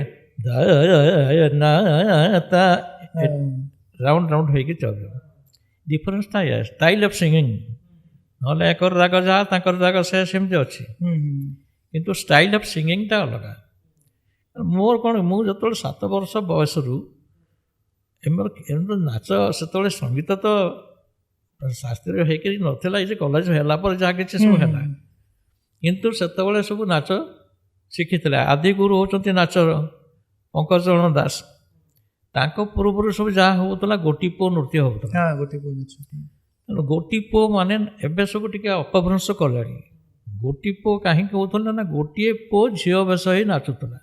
କାହିଁକି ସେତେବେଳେ ସବୁ କନଜରଭେଟିଭ୍ସଟା ବେଶୀ ଥିଲା, ଯେଉଁଟାକି ଝିଅମାନଙ୍କୁ ସେ ବଡ଼ ଟିକେ ହେଇଗଲେ ଛାଡ଼ନ୍ତିନି। ତେଣୁ ପୁଅମାନେ ଝିଅ ବେଶ ହେଇକି ନାଚୁଥିଲେ। ଏବେ କ'ଣ କଲେଣି ନା ବାଙ୍କ ଷ୍ଟାଇଲ ସବୁ କରିଦେଲେଣି। ଇଏ ତାପରେ ଠିଆ ହେବ, ସେ ତାପରେ ଠିଆ ହେବ, ଗୋଟେ ଜଷ୍ଟ ଜିମ୍ନାଷ୍ଟିକ୍ ଟାଇପ୍ର ଜିନିଷ। ଏଇଟା ଆମର ଟ୍ରାଡ଼ିସନ୍ ନୁହଁ, ଖାଲି ଦେଖିବାକୁ ଭଲ ଲାଗିବ ବୋଲି କରୁଛନ୍ତି ଆଉ। କିନ୍ତୁ ସେମାନେ ଯେତେବେଳେ ଓଡ଼ିଶୀ, ମୁଁ ଯେତେବେଳେ ସଙ୍ଗୀତ ଭିତରକୁ ଆସିଲି, ମୁଁ କହିଲି ତ ସିଙ୍ଗାର ଶ୍ୟାମସୁନ୍ଦରଙ୍କର ଗୁରୁଜୀଙ୍କ ପାଖରେ ମୁଁ ବସୁଥିଲି। ମୋତେ ମର୍ଦଳ ଶିଖାଉଥିଲେ ସିଏ। ମୋ ବାପାଙ୍କୁ ସିନା ଗୀତ ଶିଖାଇଥିଲେ, କିନ୍ତୁ ମୋତେ ମର୍ଦଳ ଶିଖାଉଥିଲେ। ସିଏ ଏଇ ଯେଉଁ ନାଚ ମାନେ, ଆମର ନାଚରେ ଯେଉଁ 3 ଜଣ ଗୁରୁ ଅଛନ୍ତି, ପଙ୍କଜଚରଣ ଦାସ, ଦେବପ୍ରସାଦ ଦାସ ଏବଂ କେଳୁଚରଣ ମହାପାତ୍ର। ଏମାନେ ସେମିତି କିଛି, କେଳୁଚରଣ ମହାପାତ୍ର ମଧ୍ୟ ସେମିତି କିଛି ଶିଖିନଥିଲେ। ତାଙ୍କ ସେ ଗୋଟି ପୁଅ ଯେଉଁଠି ହୁଏ ସେଇ ଜାଗାରେ ତାଙ୍କ ଘର, କିନ୍ତୁ ସେ ସାହସ କରନ୍ତିନି। ତେଣୁ ଅନ୍ନପୂର୍ଣ୍ଣା ଥିଏଟର ଆମର ଯେଉଁ ଅଛି ପୁରୀରେ, ସେ ଥିଏଟର ଭିତରକୁ ସେମାନେ ସବୁ ଗଲେ। ସେମାନେ ଯେତେବେଳେ ଗଲେ, ମୁଁ ସେତେବେଳେ ମୋତେ 7 ବର୍ଷ ବୟସରେ ମୋର ଏଣ୍ଟ୍ରି ସେଠି। ସେତେବେଳକୁ ତାଙ୍କୁ 20-22 ବର୍ଷ ବୟସରେ ଯାଇଛନ୍ତି। ମୁଁ ଡାଇରେକ୍ଟ ସେମାନଙ୍କ ସହିତ ସମ୍ପୃକ୍ତ ପିଲାଦିନୁ। ତେଣୁ ସେମାନଙ୍କ ସହିତ ଗୋଟେ ଏନଭାରମେଣ୍ଟଟା ଭଲ ପାଇଲେ ଅଟୋମେଟିକ୍ ସେ ଜିନିଷ ଗୁଡ଼ାକ ଆମ ଭିତରକୁ ପ୍ରବେଶ କରିବ। ତେଣୁ ସେଇ ଅପରଚ୍ୟୁନିଟିଟା ମୁଁ ପାଇଥିଲି। ମୁଁ ଏବେ ଫିଲ୍ କରୁଛି ଯେ ମୁଁ ଯେତିକି ସଙ୍ଗୀତ ଶିଖିଛି, ମୁଁ କିଛି ଜାଣିନି କହିଲେ ଚଳେ, ମାନେ ଏବେ ବି ମୁଁ ଶିଖୁଛି। କିନ୍ତୁ ତାପରେ ବର୍ତ୍ତମାନ ଆମେ ଶିଖିବା, ଏ ଯେଉଁ ସୁଯୋଗଟା ମିଳିଲା, ଯେ ଗୁରୁମାନଙ୍କ ଯେତେ ମହାଗୁରୁମାନଙ୍କ ପାଖରେ ବସିବାକୁ ସୁଯୋଗ ମିଳିଲା, ମୋର ଯେତେ ବୁଲିବା ଟାଇମ୍ଟା ମୁଁ ସେପଟେ ନ ଦେଇକିରି ମୁଁ ତାଙ୍କ ପାଖରେ ବସେ। ଯାହା ଯାହା ପୁରୁଣା ଜିନିଷ ସେ କଥା ହୁଅନ୍ତି ମୁଁ ସବୁ ଶୁଣେ। ସେଇଟା ମୋର ବହୁତ କାମରେ ଲାଗିଲା। नहीं सेही टाइप रो जो ये माने एई क्लासिकल म्यूजिक रे एमिति कोन रसटा आपण पाइले जे ना आपण को पाके सेतबेले भी वेस्टर्न म्यूजिक रो तो थिबो टिके टिके आसलानी तांकर ब्लूज तांकर रॉक टाइप रो तो एमिति कोनटा अछि सेथरे एग्जैक्टली कहंतु जोटा जो माने सेथरे जाउचंती माने मॉडर्न पिला भी पूरा आसक्त हो जाउचंती ଆପଣ ଦେଖନ୍ତୁ ଏଇଟା କେବଳ ଏଇଟା ହେଲା ଭୋକାଲ କର୍ଡ଼ ଉପରେ ଡିପେଣ୍ଡ କରୁଛି ସାଧନାଟା ଆଉ କ'ଣ ସାଧନାଟା ହେଉଛି ସ୍ୱର ସାଧନାଟା ହେଉଛି ଭୋକାଲ କର୍ଡ଼ ଏକ୍ସରସାଇଜ ଏ ଭୋକାଲ କର୍ଡ଼ଟାକୁ ଏକ୍ସରସାଇଜ କରିକି ଏମିତି କରିବା ଟୋଟାଲି ଫ୍ଲେକ୍ସିବୁଲ୍ କରିପାରିବା ଆମେ ଦେଖନ୍ତୁ ଏଇଟା ଯେତେ ଗୀତ ଆମେ ସ୍ୱର ଗୁଡ଼ାକ ଆମେ ତାକୁ ଆନ୍ଦୋଳିତ କରୁଛେ ଏଇଟା ସମସ୍ତେ କରିପାରିବେନି ସାଧନା ବିନା ସାଧନାରେ ହେବନି ଯେମିତି ଆମେ ତାକୁ କହୁଛେ ଅଳଙ୍କାର ସେ ଅଳଙ୍କାର ବୋଲି କାହିଁ କହୁଛେ ନା ତାକୁ ଫ୍ଲେକ୍ସିବୁଲ୍ କରିବାଟା ଫ୍ଲେକ୍ସିବୁଲ୍ ନହେଲା ପର୍ଯ୍ୟନ୍ତ ଅଳଙ୍କାର ହେବନି ଆପଣ ଦେଖନ୍ତୁ ଗୋଲ୍ଡ ସ୍ମିଥ୍ ଯେଉଁମାନେ କରୁଛନ୍ତି ସୁନା ଗହଣା କରୁଛନ୍ତି ତାକୁ ପିନ୍ଧିଲା ପରେ ଡିଜାଇନିଂ ସବୁ କରିକି ପିନ୍ଧିଲା ପରେ ତାକୁ ଅଳଙ୍କାର ବୋଲି କୁହାହେଉଛି ଏକ୍ଜାକ୍ଟଲି ଆମ ସ୍ୱରଟାକୁ ଏମିତି କରିଦେବା ପୁରା ଲୁଜ୍ ବଡି ପୁରା ଲୁଜ୍ ଜଷ୍ଟ ଲାଇକ୍ ଡେଡ୍ ଏବଂ ତାକୁ ଆମେ ଫ୍ଲେକ୍ସିବୁଲ୍ କରିବା ୱେୟାର ଟାଇପ୍ରେ ଯେମିତି ଫ୍ଲେକ୍ସିବୁଲ୍ ତାପରେ ଡିଜାଇନିଂ ଧରନ୍ତୁ ଗଳାର କାମ ଯେମିତି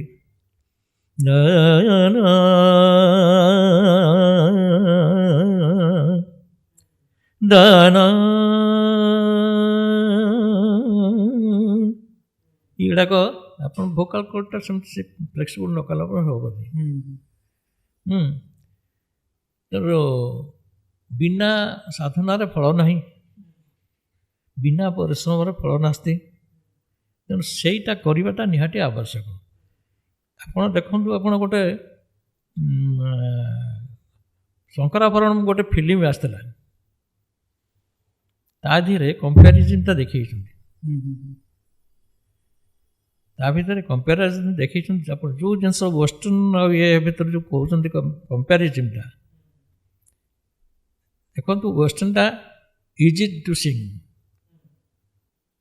ମାନେ each and every person can Singh just ଖାଲି ଫଲୋ କରିବା କଥା କିନ୍ତୁ ଏଇଟା ବିନା ସାଧନାରେ ହେବନି ଡିଫରେନ୍ସଟା ଏଇଆ ପାଠ ଷାଠ ଏଠି ଏଇଟା ଅଲଗା ଏମାନେ ଧାରାବାହିକ ଭାବରେ ଶିଖିଲେ ସାଧନା କଲେ ସାଧନା କରିବା ପରେ ସେ ତାକୁ ପରଫର୍ମ କରୁଛନ୍ତି କିନ୍ତୁ ସେମାନେ ସାଧନା ମାନେ ରଫ୍ ଜିନିଷ ଗୁଡ଼ା ସାଧନା କଲେ କିନ୍ତୁ ତାଳ ଅଛି ଲୟ ଅଛି କିନ୍ତୁ ସ୍ୱରଟା ସେତେ ମଡୁଲେଟେଡ଼ ହେଇନି ଫ୍ଲେକ୍ସିବୁଲ୍ ସେତିକି ନୁହଁ ସେ ବୋଲୁଛନ୍ତି ହଁ ଏଇଟା ଗୋଟେ ଭଗବାନଙ୍କ ଦାନ ଅଛି କିନ୍ତୁ ସେମାନେ ଯଦି ଟ୍ରାଏ କରିବେ ଆପଣ ଦେଖନ୍ତୁ ମୁଁ ସେଇଟା ପଛରେ ମୁଁ କହିବି ଆପଣଙ୍କୁ କିନ୍ତୁ ବର୍ତ୍ତମାନ ଏଇ ଜିନିଷଟା ହେଉଛି ଡିଫରେନ୍ସଟା ଏଇଆ ଆମେ କରୁଛେ ଗବଦାନି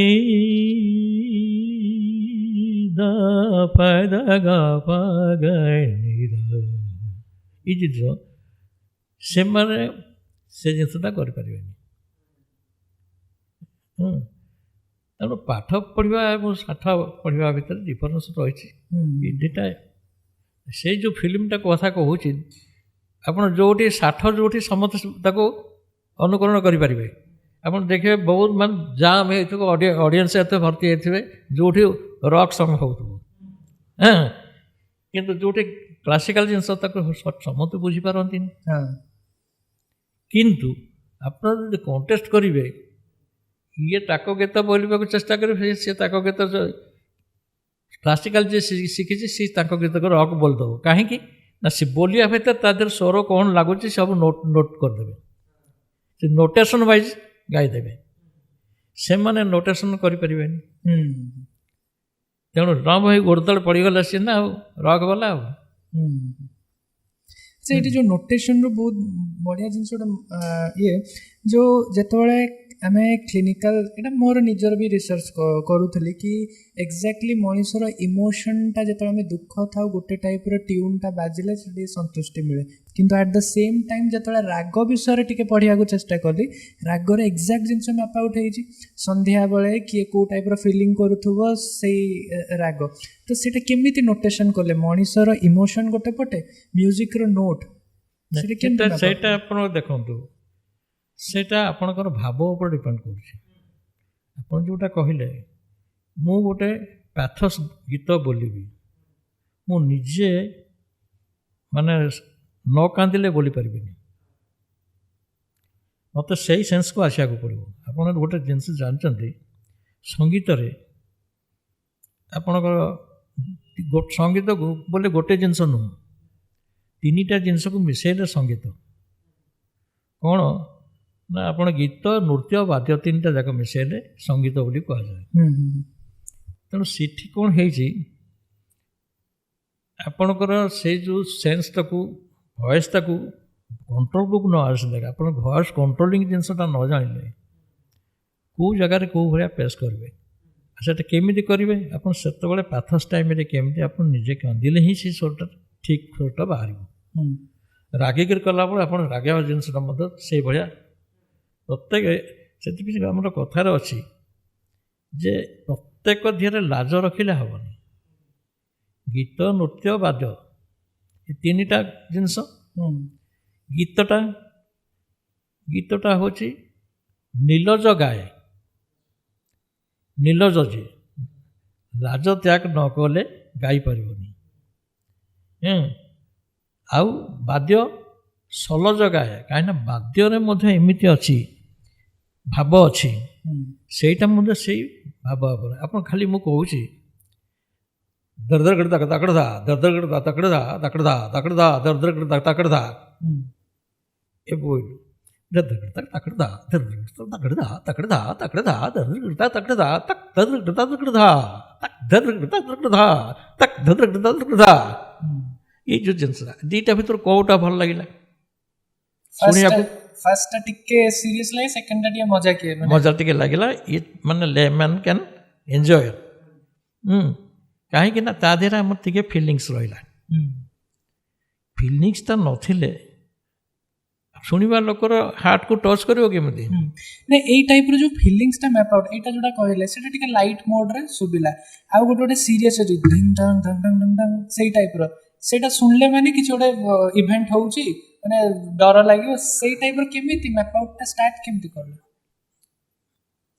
ଆମେ ସେ ମୁଁ କହିଲି ପରା ଆମେ ସେଇ ଫିଲିଙ୍ଗସ୍ଟାକୁ ମନ ଭିତରକୁ ଆଣିବା ଫିଲିଙ୍ଗସ୍ଟାକୁ ମନ ଭିତରକୁ ଆଣିବା ମୁଁ ଦେଖନ୍ତୁ ଡିଫରେନ୍ସରେ ଆହେ ନୀଳ ଶୈଳ ପ୍ରବଳ ମତ ବାରଣ ମୋ ଆରତ ନଳିନୀ ବନକୁ କଣ ଦଳନ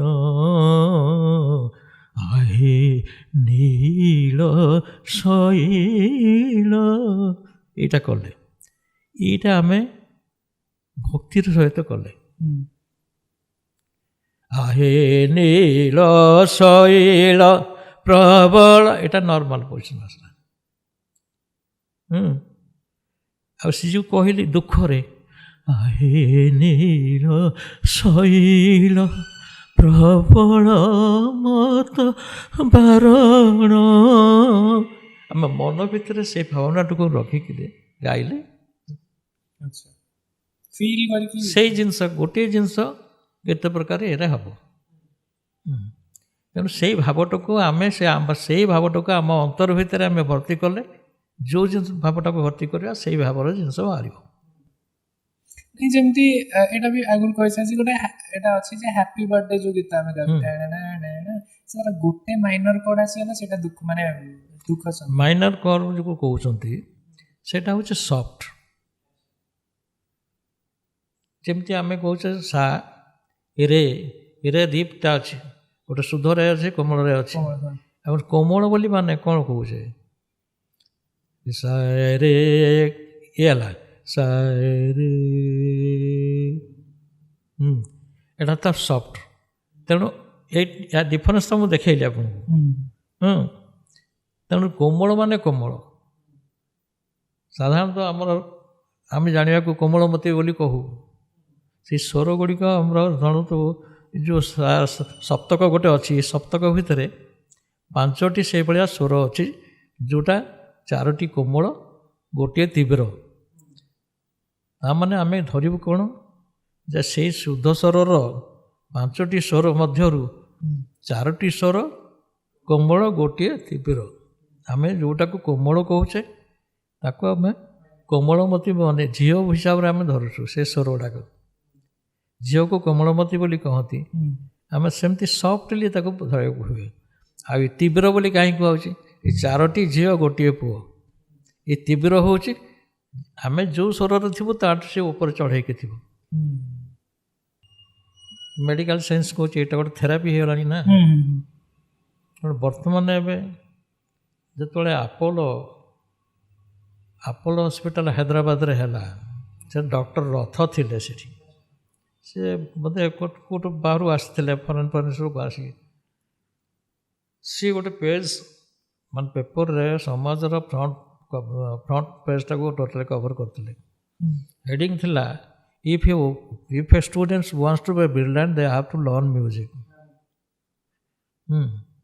ତେଣୁ ମ୍ୟୁଜିକ୍ଟା ଶିଖିବା ଫଳରେ ଆପଣଙ୍କର ଗେନ୍ କ'ଣ? ମ୍ୟୁଜିକ୍ ଭିତରୁ ଆପଣ ଗେନ୍ ହେଉଛି ଆପଣ ଯେଉଁଟା ପାଠ ସହିତ ୟାର ଲିଙ୍କ କ'ଣ? ପାଠ ପାଇଁ କ'ଣ ଦରକାର? ଆମର କନସେନ୍ଟ୍ରେସନ୍ ଦରକାର, ମେମୋରି ଦରକାର, ଯେଉଁଟା ୟା ମାଧ୍ୟମରେ ଆପଣ ସଙ୍ଗୀତଠୁ ପାଇବେ। ତେଣୁ ସେ ସଙ୍ଗୀତ ମାନେ ମୋର ଗୋଟେ ଷ୍ଟୁଡେଣ୍ଟ ବି ଥିଲା, ସେ ଗୀତ ଶିଖୁଥିଲା, ନାଚ ଶିଖୁଥିଲା ଏବଂ ଆର୍ଟ ଶିଖୁଥିଲା। ଯେଉଁଦିନ ଫାଇନାଲ୍ ଏକ୍ଜାମ୍ ଥିବ ସେଦିନ ମଧ୍ୟ ସେ ଟିକିଏ ହଉ ନା କାହିଁ ପ୍ରାକ୍ଟିସ୍ କରିକି ଯିବ। କାହିଁକି ନା ଟୋଟାଲ ବ୍ରେନ୍ଟା କ୍ଲିନ୍ କରିକି ଯିବ। ଟିକେ ଆପଣ ଦେଖନ୍ତୁ ସଙ୍ଗୀତ ଭିତରେ ବସିଗଲେ ସେ ଏନଭାରମେଣ୍ଟଟା ଗୋଟେ ଅଲଗା ପ୍ରକାର ହେଇଯାଏ। ଏଇଟା ଆମେ ଯେତେବେଳେ ବ୍ରେନ୍ରେ ରିସେପ୍ଟର ବି ଲାଗେ, ଟ୍ୟୁନ୍ଟା କି କିଛି ଗୋଟେ ଯେଉଁଥିରେ ସେମାନେ ରିଲେଟ୍ କରିପାରିବେ, ସେଇଟା ଶୁଣିଲେ ବ୍ରେନ୍ ଆକ୍ଟିଭିଟି ବହୁତ ଜୋରରେ ବଢ଼େ। ସେଇଟା ହେଉଛି ଆପଣ ଯଦି ଦେଖନ୍ତୁ ରକ୍ ଟାଇପ୍ର ସଙ୍ଗୀତ ଶୁଣିବେ ସେଇଟା କାହିଁକିନା ମ୍ୟୁଜିକ୍ର ଇମ୍ପୋର୍ଟାନ୍ସ ଥାଏ, କିଛି କିଛି ଜିନିଷରେ ନ୍ୟୁରନ୍ ବଢ଼େ, କିଛି କିଛି ଜିନିଷ ନ୍ୟୁରନ୍ ସିକୁଡ଼ି ବି ଯାଏ। ସେସବୁ ଜିନିଷ ଗୁଡ଼ାକ ମୁଁ ଏବେ ଶିଖଉଛି ପିଲାଙ୍କୁ। ମୁଁ ସେମାନଙ୍କୁ କହୁଛି, ମୁଁ ଦେଖ 100ରୁ 10 ଖଣ୍ଡେ ଜାଣିଛି କି ନାହିଁ, ମୁଁ ଯେତିକି, କାହିଁକିନା ଏଇଟା ସବୁ ଜାଣିବାଟା ସମ୍ଭବ ନୁହେଁ, ତା କେତେଟା ଜନ୍ମ ଦରକାର। ସଙ୍ଗୀତ ଗୋଟେ ଏମିତି ଜିନିଷ, ଆଜିକାଲି ଯିଏ ହେଇଛି କ'ଣ, ଯିଏ କିଛି ଦିନ ଶିଖିଲାଣି ସିଏ ଗୋଟେ ଗୁରୁ ବୋଲି ଲେଖିଦେଉଛି। ସେଇଟା ଆମେ କିନ୍ତୁ ମୋତେ ଗୁରୁ କହିଲା ମାନେ ମୋର ସଙ୍ଗୀତ ଭିତରକୁ ପ୍ରବେଶ ହେଲାଣି 1960 ମସିହାରୁ। ମାନେ ପରଫର୍ମିଂ ହିସାବରେ ମୁଁ 60 ମସିହାରୁ ବାହାରିଲି। 62 ମସିହାରେ ମୁଁ ଗୁଲାମ ମଲ୍ଲିକ ଡାକିଥିଲେ ଆମର ଏଠି ଆମର ଜଟଣୀରେ ଗୋଟେ ୟୁରୋପିଆନ୍ ହଲ୍ ଅଛି। ସେଠି ପ୍ରାୟ ୟୁରୋପିଆନ୍ ଲୋକ ବେଶୀ ଥିଲେ ଜଟଣୀ ଖୋର୍ଦ୍ଧା ରୋଡ଼ରେ। ସେମାନେ ପ୍ରତିବର୍ଷ ଗୋଟେ ମୀନା ବଜାର କରନ୍ତି। ସେ ମୀନା ବଜାରରେ ବିଭିନ୍ନ ପ୍ରକାର ଷ୍ଟଲ୍ ଫଲ୍ ସବୁ କରନ୍ତି। ପ୍ଲସ୍ ଏଣ୍ଟରଟେନମେଣ୍ଟ ପ୍ରୋଗ୍ରାମ ପାଇଁ ତାଙ୍କ ଭିତରୁ ଜଣେ କି ଗୁଲାମ ଅଲି ସାହେବ କଥା ହେଇକି ଆସିଛନ୍ତି। ଗୁଲାମ ଅଲି ସେତେବେଳେ ପୁରା ୟଙ୍ଗ, ମାନେ ଜଷ୍ଟ 21-22 ବର୍ଷର ପିଲା। ସେତେବେଳେ ମୁଁ ସେତେବେଳକୁ ତବଲା ବଜାଉଥିଲି। ମାନେ ପୁରୀରେ ଜଣେ ଥିଲେ ମହମ୍ମଦ ହାଫିଜୁଲ୍ଲା, ତାଙ୍କ ସାଙ୍ଗେ ମୁଁ ଗଜଲ ବୋଲୁଥିଲି। ଯେ ସେତେବେଳେ ଆଇ କ୍ୟାଚିଂ ହେଇଥିଲା, ଲୋକ ଦେଖିଥିଲେ। ତେଣୁ ଗଜଲ ଗାଇବ ସିଏ ଗୁଲାମ ଅଲି, ତା ସାଙ୍ଗେ କିଏ ବଜେଇବ ତବଲା, ସିଏ କହିଲା ଆପକୁ ତବଲା ବାଲା ଠିକ୍ କରନା ପଡ଼େଗା, ସିଏ କହିଥିଲେ। ସିଏ କହିଲେ ଆରେ କାହାକୁ କହିଲେ ହେବ? ତା ଭିତରେ ରେଲୱେରେ କାମ କରୁଥିଲା ସେ ମହମ୍ମଦ ହାଫିଜୁଲ୍ଲା, ତାକୁ ସେତେବେଳେ ହାଫିଜୁଲ୍ଲାକୁ ଡାକିଲେ। ହାଫିଜ ଗୁଲାମ ଅଲି आ रहा है पाकिस्तान से, वो गज़ल गाएगा, उसका साथ तबला कौन बजाएगा? ये कहला एक छोकरा पुरी में है, वो अच्छा बजाते हैं, तो छोटा लड़का है ना, ठीक है तुम कंडक्ट करो। ମାନେ ସେତେବେଳେ ଯଦି ଏ ଗ୍ରେଡ୍ ତବଲିଷ୍ଟ କି ଗୋଟେ ତବଲା ବଜାଇବାକୁ ଯିବ 15 ଟଙ୍କା ରେମ୍ୟୁନେରେସନ୍ ଥିଲା। ଆଚ୍ଛା ତେଣୁ ସିଏ ମୋତେ କହିଲା ଶରତ ଆଉ କେତେ କହିବି? ମୁଁ କହିଲି ହାଫିଜ୍ ଭାଇ ଆଜି ପର୍ଯ୍ୟନ୍ତ ମୋତେ ଯିଏ ଡାକିଛି ମୁଁ ତ କେବେ ପଇସା କଥା କହିନି, ତମେ ଯାହା କହିବ କହିବ, ମୋ ଉପରେ ଛାଡ଼ନି। ନା 150 ଟଙ୍କା କହିବି? ମୁଁ କହିଲି ଦେଖ ସେ ଦେବେ, ତମେ ଦେଖ ଯାହା ଯିଏ ଦେବେ ଖୁସିରେ ହେଉଛେ। ସିଏ ତାଙ୍କ ସାଙ୍ଗେ କଥାବାର୍ତ୍ତା କରିକି ସେ ରାଜି ହେଇଗଲେ, 50 ଟଙ୍କା ଆଡ଼ଭାନ୍ସ ଦେଇଦେଲେ। 50 ଟଙ୍କା ଆଡ଼ଭାନ୍ସ ପାଇଗଲେ ଯେତେବେଳେ ମୁଁ କହିଲି ଭଲ ଆର୍ଟିଷ୍ଟ ସାଙ୍ଗେ ବଜାଇବାକୁ ପଡ଼ିବ। ମୁଁ ଏଠିକି ଗଲି, ତବଲା ଦୋକାନ କିଛି ନଥିଲା ସେତେବେଳେ, କେବଳ କଟକରେ ଗୋଟିଏ ଦୋକାନ ଥିଲା, ଜଗନ୍ନାଥ ବଲ୍ଲଭରେ ପରବାସିଆ ବୋଲି ଗୋଟିଏ ଦୋକାନ। ସେ ଦୋକାନରେ ଯେତେବେଳେ ମୁଁ କ'ଣ ଅଲ୍ ଇଣ୍ଡିଆ ରେଡ଼ିଓ ଯେତେବେଳେ ଏଠି 1948ରେ ଆମର ଓଡ଼ିଶାରେ ହେଲା, ସେତେବେଳକୁ ମୋ ଫାଦର ତ 1935ରୁ ସେ ଅଲ୍ ଇଣ୍ଡିଆ ରେଡ଼ିଓ ଆର୍ଟିଷ୍ଟ ମାନେ କାଲକାଟାରେ, ସେତେବେଳେ ଏଠି ନଥିଲା ତ କାଲକାଟାରେ ପାସ୍ କରୁଥିଲେ। ତେଣୁ ସେଠି ଯେତେବେଳେ ରେଡ଼ିଓ ଷ୍ଟେସନରେ ସେତେବେଳେ ଲାଇଭ୍ ରେକର୍ଡ଼ିଂ ଫେକର୍ଡ଼ିଂ ନଥିଲା, ଯେଉଁ ଟାଇମ୍ରେ ବ୍ରଡ଼କାଷ୍ଟ ହେବ ଡାଇରେକ୍ଟ ବ୍ରଡ଼କାଷ୍ଟ। ତେଣୁ ସେଇଠି ତାଙ୍କ ସାଙ୍ଗେ ମୋ ନନାଙ୍କ ସାଙ୍ଗେ ଯାଇଥିଲି, ଯାଇକିରି ସେଠି ଯେତେବେଳେ ଯାଇଛି ସେ ପରବାସିଆ ମୋତେ ଚିହ୍ନିଥାଏ। ମୋତେ କହିଲେ କିଏ ବାବୁ କୁଆଡ଼େ ଆସିଲ? ମୁଁ କହିଲି ମୋର ଗୋଟେ ଭଲ ଆର୍ଟିଷ୍ଟ ସହିତ ବଜେଇବାର ଅଛି ଯେ ଗୋଟେ ତବଲା ହଳେ ନେବି। ହଁ ବଢ଼ିଆ ତବଲା ଦେବା ତାହେଲେ। ସେ କହିଲା ଜଣଙ୍କର ବରାଦ ଅଛି, ମୁଁ ସେଇଗୁଡ଼ାକ ତୁମକୁ ଦେଇଦେଉଛି। ସେ କରିକି ଦେଲା। କେତେ ଟଙ୍କା? ନା 20 ଟଙ୍କା। ମାନେ ସେ ସବୁ ସେଟ୍ ସହିତ 20 ଟଙ୍କା। ସେତେବେଳେ ତ ଏ ପ୍ରାଇସ୍ର ବହୁତ ଭ୍ୟାଲ୍ୟୁ ଥିବ। ସେଇ 20 ଟଙ୍କାର ଆଜିର ହଁ ସେତେବେଳେ ଶୁଣନ୍ତୁ 20 ଟଙ୍କା ମୁଁ କହୁଛି, ମୁଁ ତା ମଝିରେ ଯେତେବେଳେ ତବଲାକୁ ଆସିବା ପୂର୍ବ କଥା ହେଉଛି ମୋର ଗୀତ।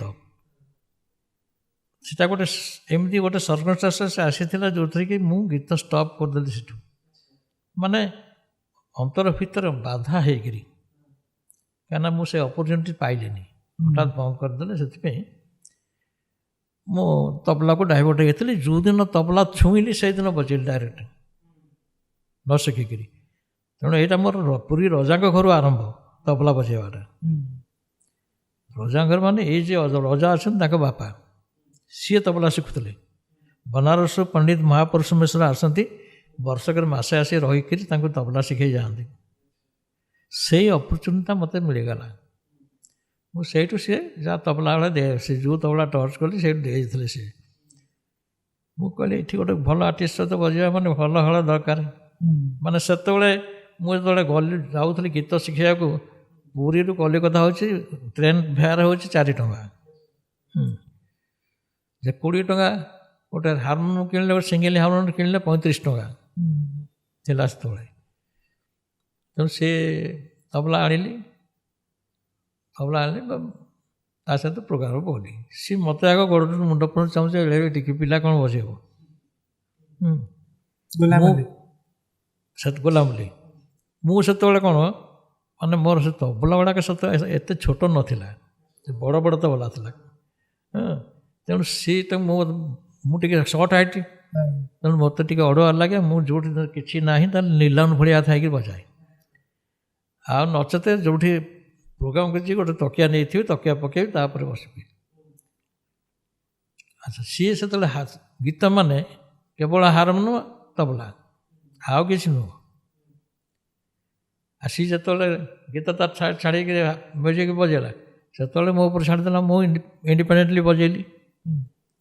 ଅପ୍ ତବଲିଷ୍ଟ ବୋଲି କହିକିରି ଟଙ୍କା ଫୋପଡ଼ିଆ ଆରମ୍ଭ କଲି।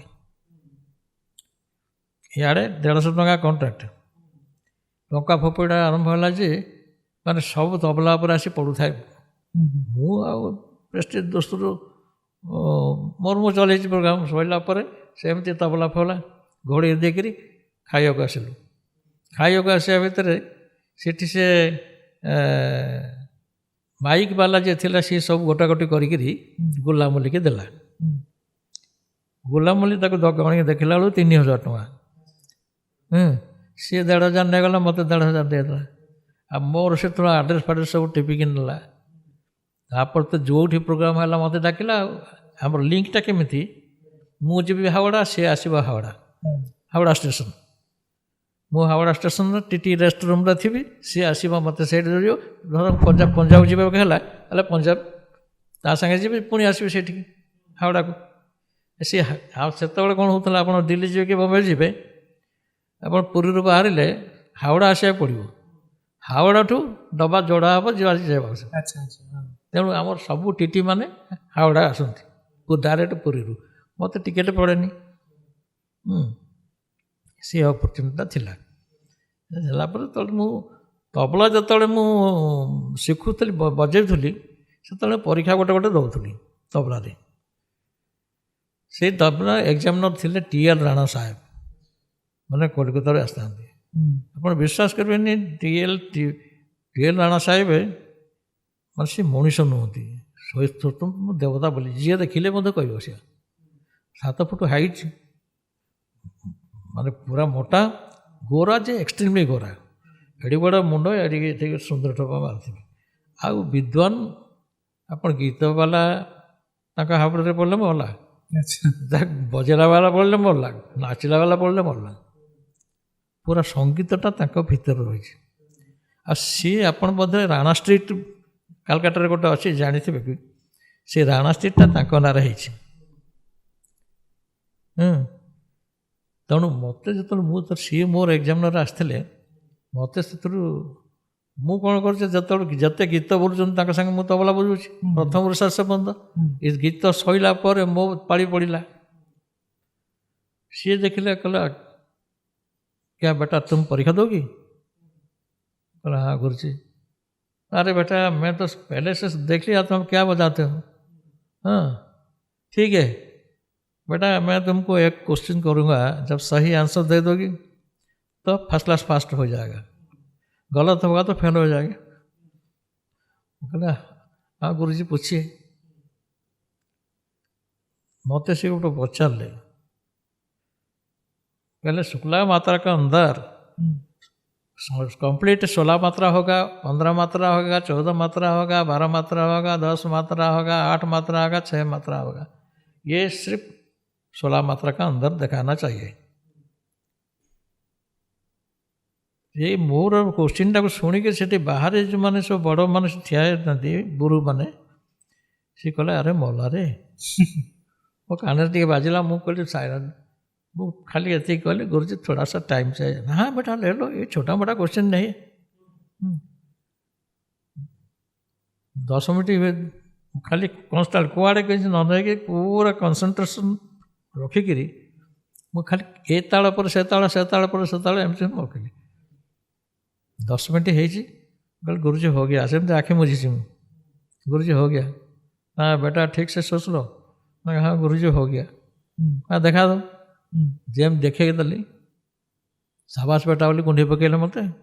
कल बेटा तुम मेरा साथ चलो खाने के लिए। अच्छा से दिन ठू मोर जो गीत बंद हो सुजोगटा से दिन ठू आसला। मत कहला बेटा जब भी तुम कलकत्ता आओगे मेरा दरजा खुला है। सीटा जो मत कहले कल आने का टाइम में थोड़ा सा प्रसाद लेके महाप्रसाद लेके है। मुझे जो गली विश्वास करें सी टोटाली गोटे आश्रम माने उस्ताद मानक आश्रम। प्रथम दिन गली पंडित मुकारनाथ ठाकुर से अच्छी बड़े गला लिखा आसले। भीमसेन जोशी बड़ा बड़े गला लिखा आपंकर गिरिजा देवी पंडित जसराज ये समस्त प्रवेश से बढ़िया बोधे बढ़िया एनवायरमेंट मिलला। किंतु इनडायरेक्टली मुझे शिखापी गीत किंतु जदि मुझे एमती था जदि गुरु जानवे जे शिखा को आसी कि बोलबे बंद करेंगे। କିନ୍ତୁ ମୁଁ ଟ୍ରିକ୍ ବଳରେ କେମିତି ଯେହେତୁ ମୁଁ ତବଲା ବଜାଉଥିଲି ଆପଣ ଦେଖନ୍ତୁ ଜଣେ ଗୀତ ଗାଇଲା ବାଲା ବସିଛି ମୁଁ ଯଦି ତବଲା ସୁନ୍ଦର ଠେକା ବଜେଇଲି ତବଲାରେ ସିଏ ଏକବେ ରହିପାରିବନି କି ଆରମ୍ଭ କରିବ ମୁଁ ସେଇ କଷରେ ଯାଉ ମୁଁ ସେଠି ସେତକ ଯାହା ଯାହା ସବୁ ମିଳିଥିଲା ସବୁ ମେମୋରିରେ ଖାଲି ଷ୍ଟୋର୍ କରି ଆସିଲା ଆମର ତ ରେକର୍ଡ଼ିଂ ସେତେବେଳେ କିଛି ନଥିଲା ନା ମୋବାଇଲ ଥିଲା ନା କ'ଣ ଥିଲା ମୁଁ ଟିଟି ମାନଙ୍କର ଯେଉଁ କମ୍ପାର୍ଟମେଣ୍ଟ ସେଇଥିରେ ଯାଇ ସେଇଥିରେ ଫେରେ ଟିଟି ମାନେ ସବୁ ଯାହା ପଳାନ୍ତି ତାଙ୍କ ଡ୍ୟୁଟିରେ ମୁଁ ଏକା ବସିଥାଏ ସେଇଠି ଯାହା ଯାହା ଶୁଣିଥିବେ ସେ ଚିଲେଇକିରି ଆସେ ଅଭ୍ୟାସ କରିକିରି ତେଣୁ ସେଇ ଅପରଚୁନିଟିଟା ଥିଲା ଲାଷ୍ଟକୁ ଯେତେବେଳେ ମୁଁ ପଣ୍ଡିତ ଯଶରାଜଙ୍କର ବହୁତ ଲାଇକ୍ ନା ପଣ୍ଡିତ ଯଶରାଜଙ୍କ ପାଖରୁ ତାକୁ ହିଁ ଫଲୋ କଲା ଭଳିଆ କଲେ ଅନ୍ତର ଭିତରେ ଗୁରୁ କରିକି ତାଙ୍କୁ ବି ଜଣେଇ ନଥିଲେ ଯେ ଶିଖିବାକୁ ଯାଉଛି ନା କିନ୍ତୁ ଯେତେବେଳେ ଆସିଥିଲେ ଆମ ପୁରୀ ଆସିଥିଲେ ଭଜନ ପ୍ରୋଗ୍ରାମ ହୁଏ କାର୍ତ୍ତିକ ପୂର୍ଣ୍ଣମୀ ଭଜନ ପ୍ରୋଗ୍ରାମ ହୁଏ ପୁରୀରେ ସେ ପ୍ରୋଗ୍ରାମ ଆରମ୍ଭରୁ ମୁଁ ଅଛି ସେଠି ସେ ମୁଁ କହୁଛି ପ୍ରଣାମ ବୋଲି ଯେତେବେଳେ କହିଲି कहला बेटा पहले से देखा कहाँ तो वो कहीदेली अरे तुम यहाँ रहते क्या वो राणा साहब भाई मैंने घर में देखा था ना हाँ जी जानी वाले आसे जी कलेक्शन वो से ढांचाटा को नहीं मो पिला शिखाऊे जी पारुचे आ कौन ଏବେ जो आपण आर्ट स्कूल प्रिंसिपल अछंती सेठी प्राइमरी सब्जेक्ट कोन पढाउ छी हमर सेठी फाइन आर्ट अछि माने फाइन आर्ट चित्रांकन आउ गीत अछि क्लासिकल गीत अछि हिंदुस्तान क्लासिकल आउ ओडिसी ओडिसी डांस अछि तबला अछि गिटार अछि सिंथेसाइजर अच्छी बावलिन होता बावलिन तक बंद अच्छे जो जेतले आपण पिला मन को सिखांती को ऑब्जेक्टिव नै कि सिखांती काई ना हमें जनरल कोचिंग करले पिला को थाय जे माने टीचर मन को थाय पिलाटा को करले से कोडे परीक्षा दे ये जो आपण को ऑब्जेक्टिव नै सिखा नै एग्जैक्टली मु सुनतो टीचिंग दबा गोटे अलग जिनस देखो सबू पिला को गोटे प्रकार टीचिंग देले हेनी क्या भाया शिखेले से पिकअप कर बुझीपर मु धरतु तबला मु शिखाऊँ समस्त गोटे जिनस देवी ता नुह ताको देखी ता द्वारा कौन पॉसिबल केमी बतैले से बुझीपार मोर सब इंडिविजुअल टीचिंग दूसरी मुझे ग्रुप अच्छा कि इंडिविजुअल केयर नौ टाइम बेस लगुच लागू पछे गोटे पिला बुझीगले से पूरा चल जाना आगे सेमती शिखाया हो अच्छा ये जो फील्ड रे ओडिसी क्लासिकल ओडिसी डांस हो गीत तो एते मु जानि कि बहुत जन डांसर अछंती मो चिन्हा परचर से माने कहंती जे बहुत पार्शियलिटी फील्ड रे हां सेटा तो अछि माने टैलेंट को न है कि कहार कोन है एग्जैक्टली सुनतु से सकाशे आमर ये जो तरंगर करुले बेस्ट ऑफ ओडिशार जो सीजन 2 से मोर ताकर जे एडिटिंग करुला मोर गोटे स्ट्रेस स्टूडेंट से तबला शिखुला बावलिन शिखुला से पिला मत लगेला कल सार आम स्कूल दौना कहले देख से नाच से स्प्रिंग कौन प्रिंस ग्रुप ये सब भाया सब नाच फाच होती आम गीतर कौन लड़े करवा पठा ये आमको टाइम हो 7 मिनट भर कंपोजिशन मुझे एत कहला तो हूँ हो देख सब मन भाव से कमी कटि जाऊ कहना पुणी बोझ आस मो उपरक आप विश्वास करेंगे माने फास्ट जो गली जोटा कंपोजिशन करी है that was the best performance that best हो गला माने पुणी आसीगला मो मुंड को आ गोटे कौन करी नेक्स्ट एपिसोड पे पुणी आ गोटे कली सेटा मध्य से बेस्ट हो गला तापर सेमिफाइनाल कली सेटा बेस्ट हो गला फाइनाल कली फाइनालिस्ट हो गलु तापर जो ग्रांड फाइनाल कले मु का तो खुशामद करेनी आउ से पार्सालिटी कथा जो कहले मु से कोई नहीं कहूँ पार्सालिटी मुझे लाइक करेनी तेणु सेठी कौन है ग्रांड फाइनाल जी भोट आसला जार सी बेस पाइला जी सी गला किंतु आम परफॉर्मेंसटा कला बेलू क्लापिंग आउ सरुनी समस्त कहले बढ़िया बढ़िया कि भोट तो तक अधिका तेणु से जिनस को मो पिला को जो रियलिटी शो हो जो पिला माने डेडिकेटली शिखा चाहूँगी ताको मुझे छाड़िया को मना कर जो आम फाइनालिस्ट हो गलु पुणी ग्रांड फाइनाल को जाइलु ग्रांड फाइनाल को जो गलु आम से नेशनलाइज हो गला नेशनल स्प्रेड हो गला तेणु बर्तमान जो जो मैंने सब कर स्टार पार जी फीस जी कलर फलर सही सब कर डायरेक्ट मो पाखक शरद जी बोल रहे क्या हाँ देखिए हमारा ऑडिशन हो रहा है आपका कोई स्टूडेंट है तो आप भेज दीजिए देखिए जब आप भुवनेश्वर में मत भेजे आप डायरेक्ट कलकत्ता भेज दीजिए है ना हम लोग का आपका टैलेंट जानते हैं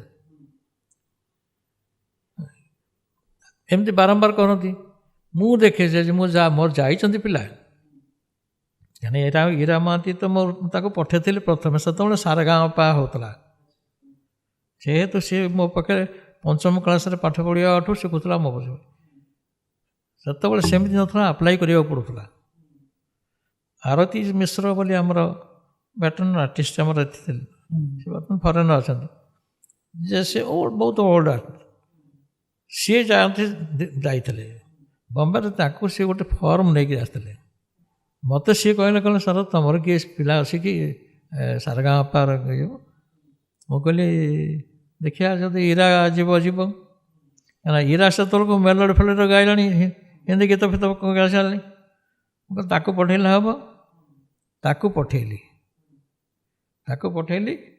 आ मु देखु था सब एपिसोड गुड़ा जे हो मो पिलाटे जाइए से कौन होता भोटिंग फोटिंग नाला डायरेक्ट जज किए पंडित जसराज जज पंडित हरिप्रसाद चौरियासिया गिरिजा देवी एम सब जज जज जो डिसीजन देवे तापर काटिला वाला कहीं ना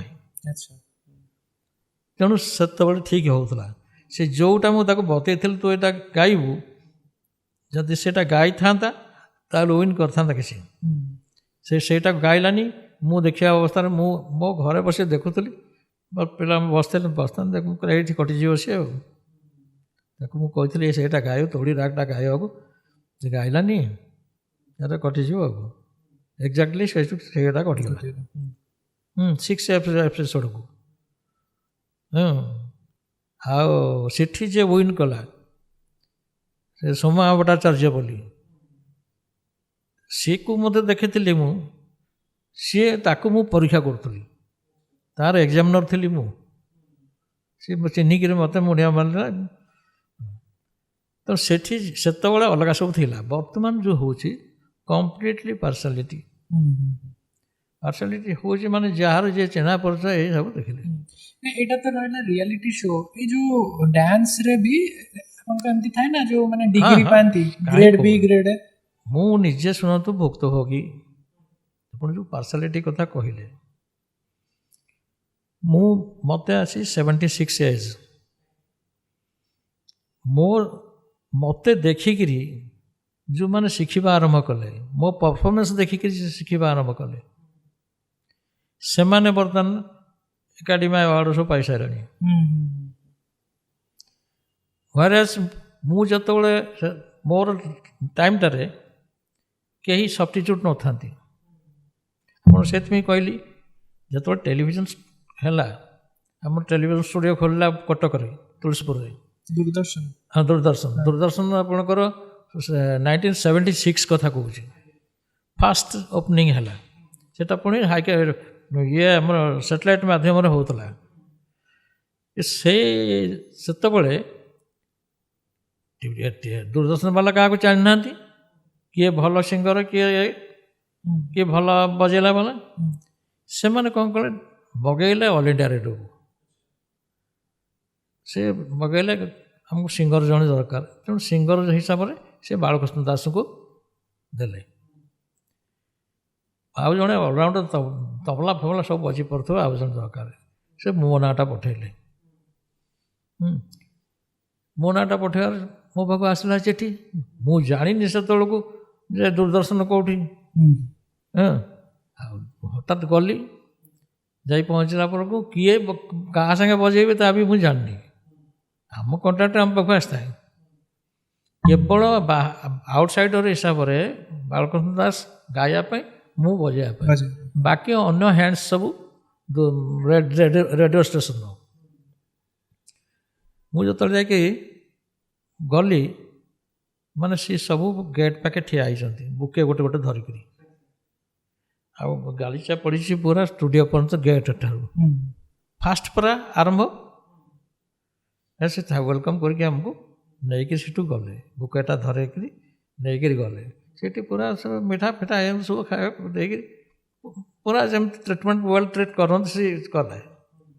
ମାନେ ଫାଷ୍ଟ ବିଗିନିଂ ତ ଓପନିଂ କଲାବାଲା ଆମେ। ସିଏ ତାପରେ ଆମର ସବୁ ରିହର୍ସାଲ ଫିହର୍ସାଲ ହେଲା। ମୁଁ ଦେଖିଲା ବେଳକୁ କିଏ ନା ବାଳକୃଷ୍ଣ ଦାସ।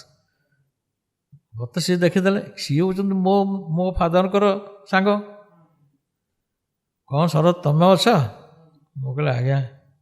ନା ତାହେଲେ ଗୋଟେ ତମ ସାଙ୍ଗେ ଲଢ଼େଇ ହେବ। ମାନେ ବିଶ୍ୱାସ କରିବେନି, ସେଇଟା ପୁରା ନ୍ୟାଚୁରାଲ ପ୍ରୋଗ୍ରାମ ଯେମିତି ହୁଏ, ମେହଫିଲରେ ବସିକି ଯେମିତି ହାତ ହଲେଇକି ପ୍ରୋଗ୍ରାମ ସେଇଭଳିଆ। ଆଜି ପର୍ଯ୍ୟନ୍ତ ସେମାନଙ୍କ କହିବା ବେଳକୁ କହୁଛି, ଅକ୍ଷୟ ମହାନ୍ତି ଜଣେ ଥାଆନ୍ତି ପ୍ରଡ୍ୟୁସର ସେଠି, ସେ ତ ପଛରେ ଆସିଲେ, କିନ୍ତୁ ସେତେବେଳକୁ ପ୍ରଡ୍ୟୁସର ହେଉଛନ୍ତି ଗଜେନ୍ଦ୍ର ନାୟକ।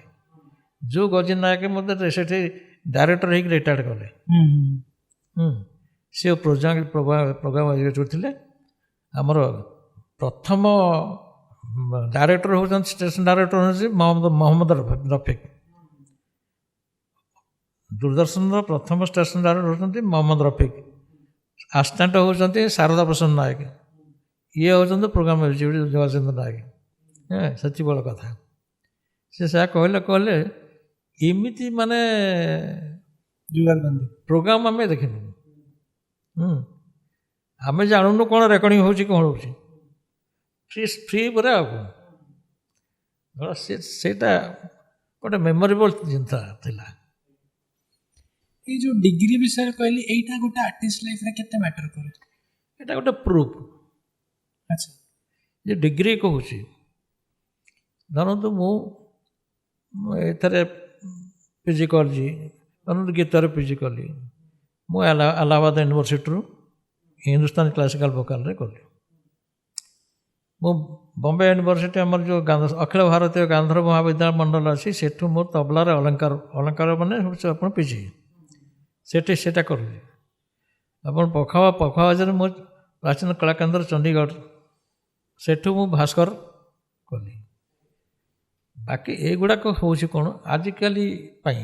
ଆପଣ ଦେଖନ୍ତୁ ଯେତିକି ଓସ୍ତାଦ ଅଛନ୍ତି, ଆପଣ ଜାକିର ହୋସେନକୁ ଜାଣୁଥିବେ, କିନ୍ତୁ ଦେଖିଲା ବେଳକୁ ସାର୍ଟିଫିକେଟ୍ ନାହିଁ। ସିଏ ତା ବଜେଇବା ପରଫର୍ମ ନ ଦେଖିଲା ପର୍ଯ୍ୟନ୍ତ ପରଫର୍ମାନ୍ସ ଆମେ କେମିତି ଜାଣିବା ସିଏ ସେୟା ବୋଲି। ତେଣୁ ସେ କ'ଣ ଜାଣିଛି କ'ଣ ନାହିଁ ଦେଖିବେ। ଆପଣ ଏବେ ଦେଖିବେ ତାଙ୍କର ପ୍ରୁଫ୍ ବୋଲି ରିଟନ୍ ପ୍ରୁଫ୍ କିଛି ନାହିଁ, କେବଳ ଯାହା ହାଇଲାଇଟ୍ ହେଇଛି ଆପଣଙ୍କର ମିଡ଼ିଆ ମାଧ୍ୟମରେ। ତେଣୁ ସେଇଟା ଆମେ ରଖୁଛୁ କାହିଁକି, ଆଜିକାଲି ପୁରା ସେତକ ଥାଇକିରି ଆପଣ ଦେଖନ୍ତୁ ପ୍ରତ୍ୟେକ ପ୍ରକାର ମୋର ଅଛି। ମୁଁ ତିନିଟାରେ ପିଜି କରିଛି। ବିସାଇଡ୍ସ ଦ୍ୟାଟ୍ ଆପଣଙ୍କୁ ମୋର ମାନେ ଓଡ଼ିଶୀ ଡ୍ୟାନ୍ସର ମୁଁ 10 ମହାବିଦ୍ୟା କମ୍ପୋଜିସନ୍ ଓଡ଼ିଶୀ ଡ୍ୟାନ୍ସ ପାଇଁ ମୋ ସପ୍ତମାତୃକା କମ୍ପୋଜିସନ୍ କରିଛି। ମୁଁ ଶିବ ପଞ୍ଚାକ ସ୍ତୋତ୍ର ମୋର କମ୍ପୋଜିସନ୍, ଏଇସବୁ ଏତେ କରିକିରି ଲୋକ ତ ଜାଣୁଛନ୍ତି। ଏଥିରେ ମଧ୍ୟ ମୋର ନାଁ ଏପର୍ଯ୍ୟନ୍ତ ସେ ଏକାଡେମୀ ଆଡ଼କୁ ଯାଇନି। ଆପଣ ଦେଖନ୍ତୁ ଯେଉଁମାନେ ପାଇଛନ୍ତି ତାକୁ କହିଲା ଏବେ କ'ଣ ହେଇଛି ନା ରେକମେଣ୍ଡ କରିବ କିଏ ସେ ନା ଯିଏ ପାଇଛନ୍ତି ଯେଉଁମାନେ ଆୱାର୍ଡ଼, ମୁଁ ବର୍ତ୍ତମାନ ମୋ ନାତି ଚେଲା ଯିଏ ମୋ ନାତି ଚେଲାକୁ କହିବାର ମୋ ନାଁଟା ଟିକେ ରେକମେଣ୍ଡ କର। ଆଚ୍ଛା ଇଏ ହେଇଛି ଗୋଟେ ସାଧାରଣ କଥା ହେଉଛି ଯେ ଆମେ ଡିଜେବିଲିଟି ଯାହାକୁ ଯିଏ ଅଛି ତାକୁ ସିନା ଠିକ୍ କରିବା। ଧରନ୍ତୁ ଆପଣ ଏ ବର୍ଷ ଆସିଲା ନାଁ କିଛି ଆସିଲା ରେକମେଣ୍ଡେସନ୍ କରିକି ଅଛନ୍ତି ଯେ ସେମାନେ ତାମାନେ ମୋ ନାଁ ଆସିଥିଲା 30 ବର୍ଷ ପୂର୍ବରୁ ସେ ସବୁ ଡଷ୍ଟବିନ୍ ପଳେଇଲା। ଆମେ ସେଇଟା ଦେଖିବାନି।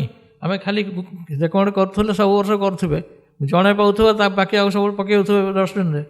ଯେଉଁମାନେ ସେ 30 ବର୍ଷ ପୂର୍ବରୁ ଆଉ ଯେଉଁମାନେ ଥିଲେ ଧର ଜଣେ ପାଇଲେ ସିନା ଆଉ ଜଣେ ଯେଉଁ ଥିଲେ ଆଉ 3 ଜଣ ଥିଲେ ସେମାନଙ୍କ ଡଷ୍ଟବିନ୍ ପଳେଇଲା ସିଏ ଆଉ ତ ଆସିଲାନି। ତାପରେ ସିଏ ସ୍ୱର୍ଗକୁ ପଳେଇଲେ କିନ୍ତୁ ପାଇପାରିଲେନି ଏଲିଜିବିଲିଟି ଥାଇକି। ଗୋଟେ ଆର୍ଟିଷ୍ଟ ପାଇଁ ତା ରେକଗ୍ନିସନଟା ସବୁଠୁ ବଡ଼, କିନ୍ତୁ ଯେତେବେଳେ ଏଇଥିରୁ କାଟି ଦେଉଛନ୍ତି କେମିତି ତାପରେ ଆପଣ କ'ଣ ଭାବୁଛନ୍ତି ଯେଉଁମାନେ ନୂଆ ଆସିବାକୁ ଚାହୁଁଛନ୍ତି ତ ଏଇଟା ତ ସବୁଠୁ ବଡ଼ ଡିମୋରାଲାଇଜିଂ ଫ୍ୟାକ୍ଟ।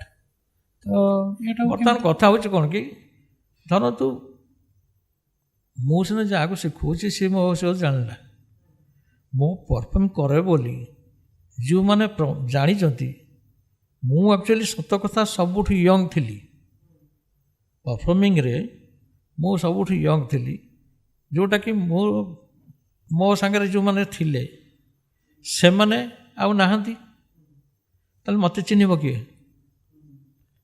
ତା ତଳମାନେ ସେ ଯେଉଁମାନେ ଆଜିକାଲିକା ପିଲା କି ମୋତେ ଚିହ୍ନିବେନି।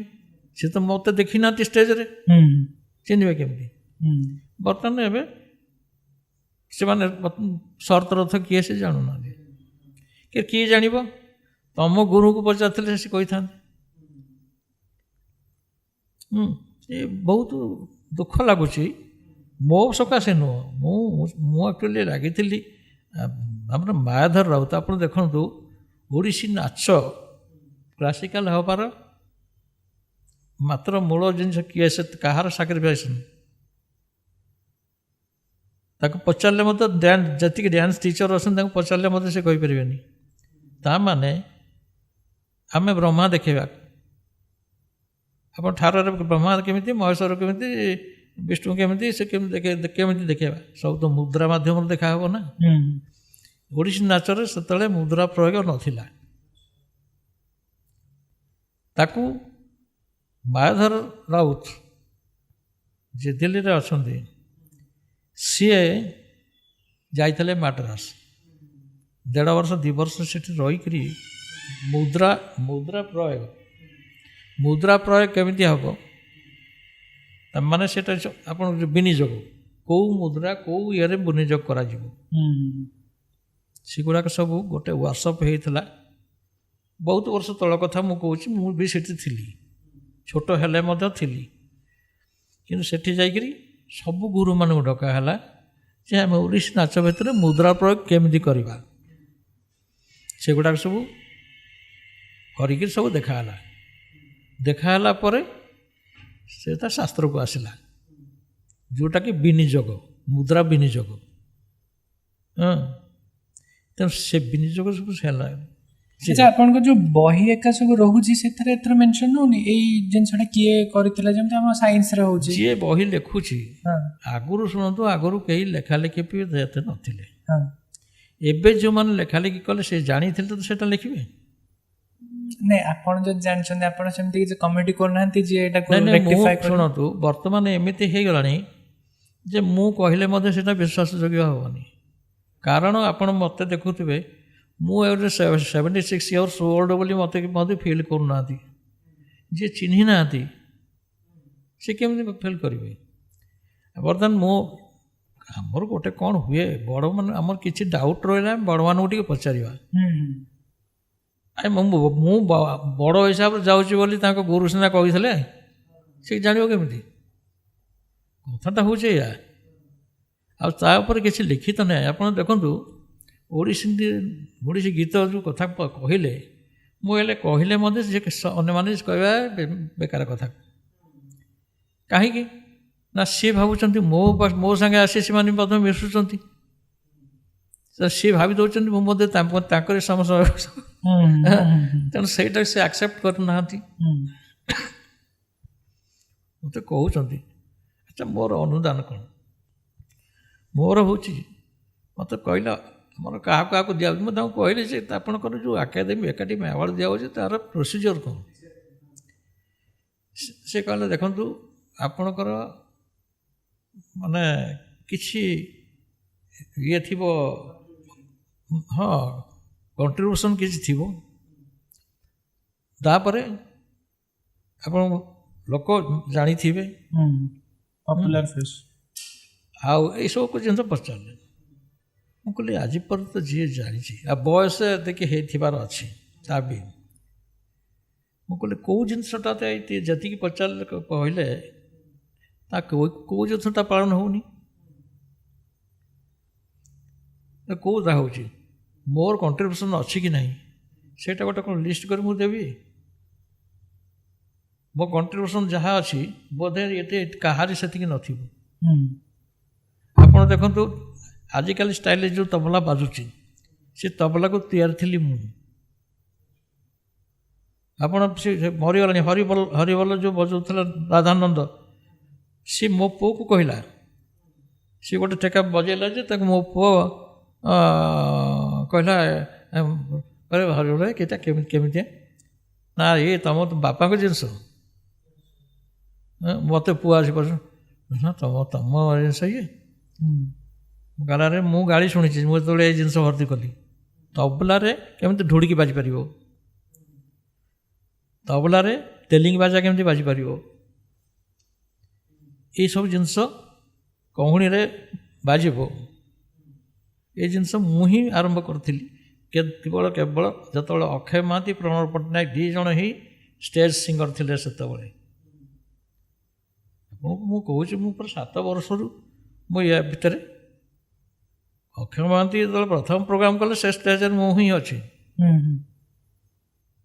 କାହାକୁ କହିଲେ ବୋଲି ବିଶ୍ୱାସ କରିବେ କିଏ? ଦେଖିନାହାନ୍ତି ତ ସିଏ। ଏଇ ଯେଉଁ ଏବେ ଆର୍ଟିଷ୍ଟ ଙ୍କ ସଂଖ୍ୟା ମାନେ ଯେଉଁ ନିଡ୍ ନେସେସିଟି ଏବେ କମିଲାଣି ଯେହେତୁ ଡିଜିଟାଲ ହେଇଗଲାଣି, ତ ସେଇ କ୍ଷେତ୍ରରେ ଗୋଟେ ପିଲା ଯେତେବେଳେ ଆସୁଛି ଶିଖିବା ପାଇଁ ତ ତାର ରେମ୍ୟୁନରେସନ୍ କେମିତି କ'ଣ ହେବ, ମାନେ ସେଇ ଏଣ୍ଟାୟାର ଇକୋନୋମି କେମିତି ଚାଲିବ?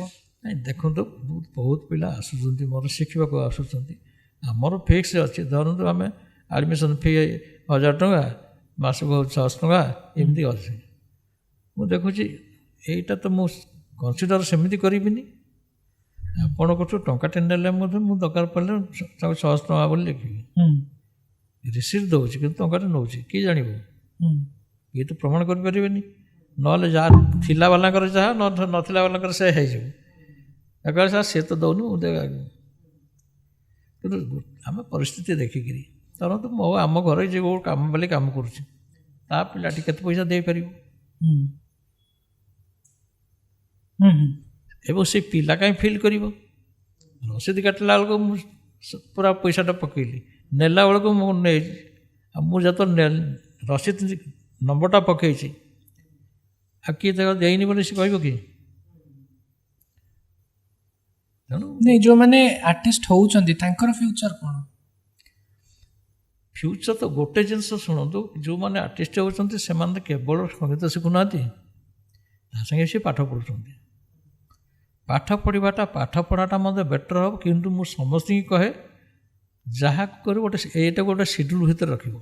ଆଚ୍ଛା, ଡେଟ୍ ଡୁଆର ସିଡ୍ୟୁଲ୍ ଯେଉଁ ଅଛି ସିଡ୍ୟୁଲ୍ ଭିତରେ ରଖିବ। ଯେମିତି ତୁମେ ଖାଉଛ, ଗାଧଉଛ, ପାଠ ପଢ଼ୁଛ, ସବୁ ଯେମିତି ଅଛି ତା ଭିତରେ ଏଇଟା ଗୋଟେ ଫର୍ ୟୋର ରିଲାକ୍ସେସନ୍। ଯେତେବେଳେ ପାଠ ପଢ଼ି ପଢ଼ି ବୋର ହେଲା ଟିକେ ବସିଯାଅ, ଏକରେ ଗେନ୍ ହେବ, ଏପଟରେ ଯେଉଁ ପରିଶ୍ରମଟା କରିବ ତା ଫଳ କିଛି ମିଳିବ, ତା ବାଦ ମାଇଣ୍ଡଟା ଫ୍ରି ହେବ। ନାଇଁ ମ୍ୟୁଜିକରେ ତ ବହୁତ ଜଣ କ୍ୟାରିୟର ବହୁତ ହାଇ ପେଇଂ କରୁଛନ୍ତି। ହଁ ଶୁଣନ୍ତୁ, ଆପଣ ଦେବେ, ମୁଁ କ'ଣ ସେୟା ହୁଏନି? ମୁଁ ଯେଉଁଠି ମୁଁ 1000 ଟଙ୍କା ପାଇବା କଥା ମୋତେ 10,000 ଦେଇ ଦେଉଛନ୍ତି, କାରଣ ମୁଁ ଦେଖୁ ସେଠି ମୁଁ ତ ତାକୁ ତାଙ୍କ ପକେଟରୁ ନେଉନି, ଯାହା କଲେକ୍ଟେଡ଼। ଆଉ ମୁଁ ନ ନେଲେ ସେଇଟା ବଳକାଟାକୁ ସେ ଅନ୍ୟ ବାଟରେ କିଛି ଖର୍ଚ୍ଚ କରିଦେବ ନା ଆଉ କ'ଣ? ଏଇ ଯେଉଁ ଟାଇପ୍ର କଳା ଆଉ ସଂସ୍କୃତି ପର୍ଟିକୁଲାରଲି ଏଇ ଜନରେଟା ଏଟାକୁ ପ୍ରିଜର୍ଭ କରିବା ପାଇଁ କ'ଣ ଆପଣ ପଦକ୍ଷେପ ନେଇପାରିବେ? କ'ଣଟା?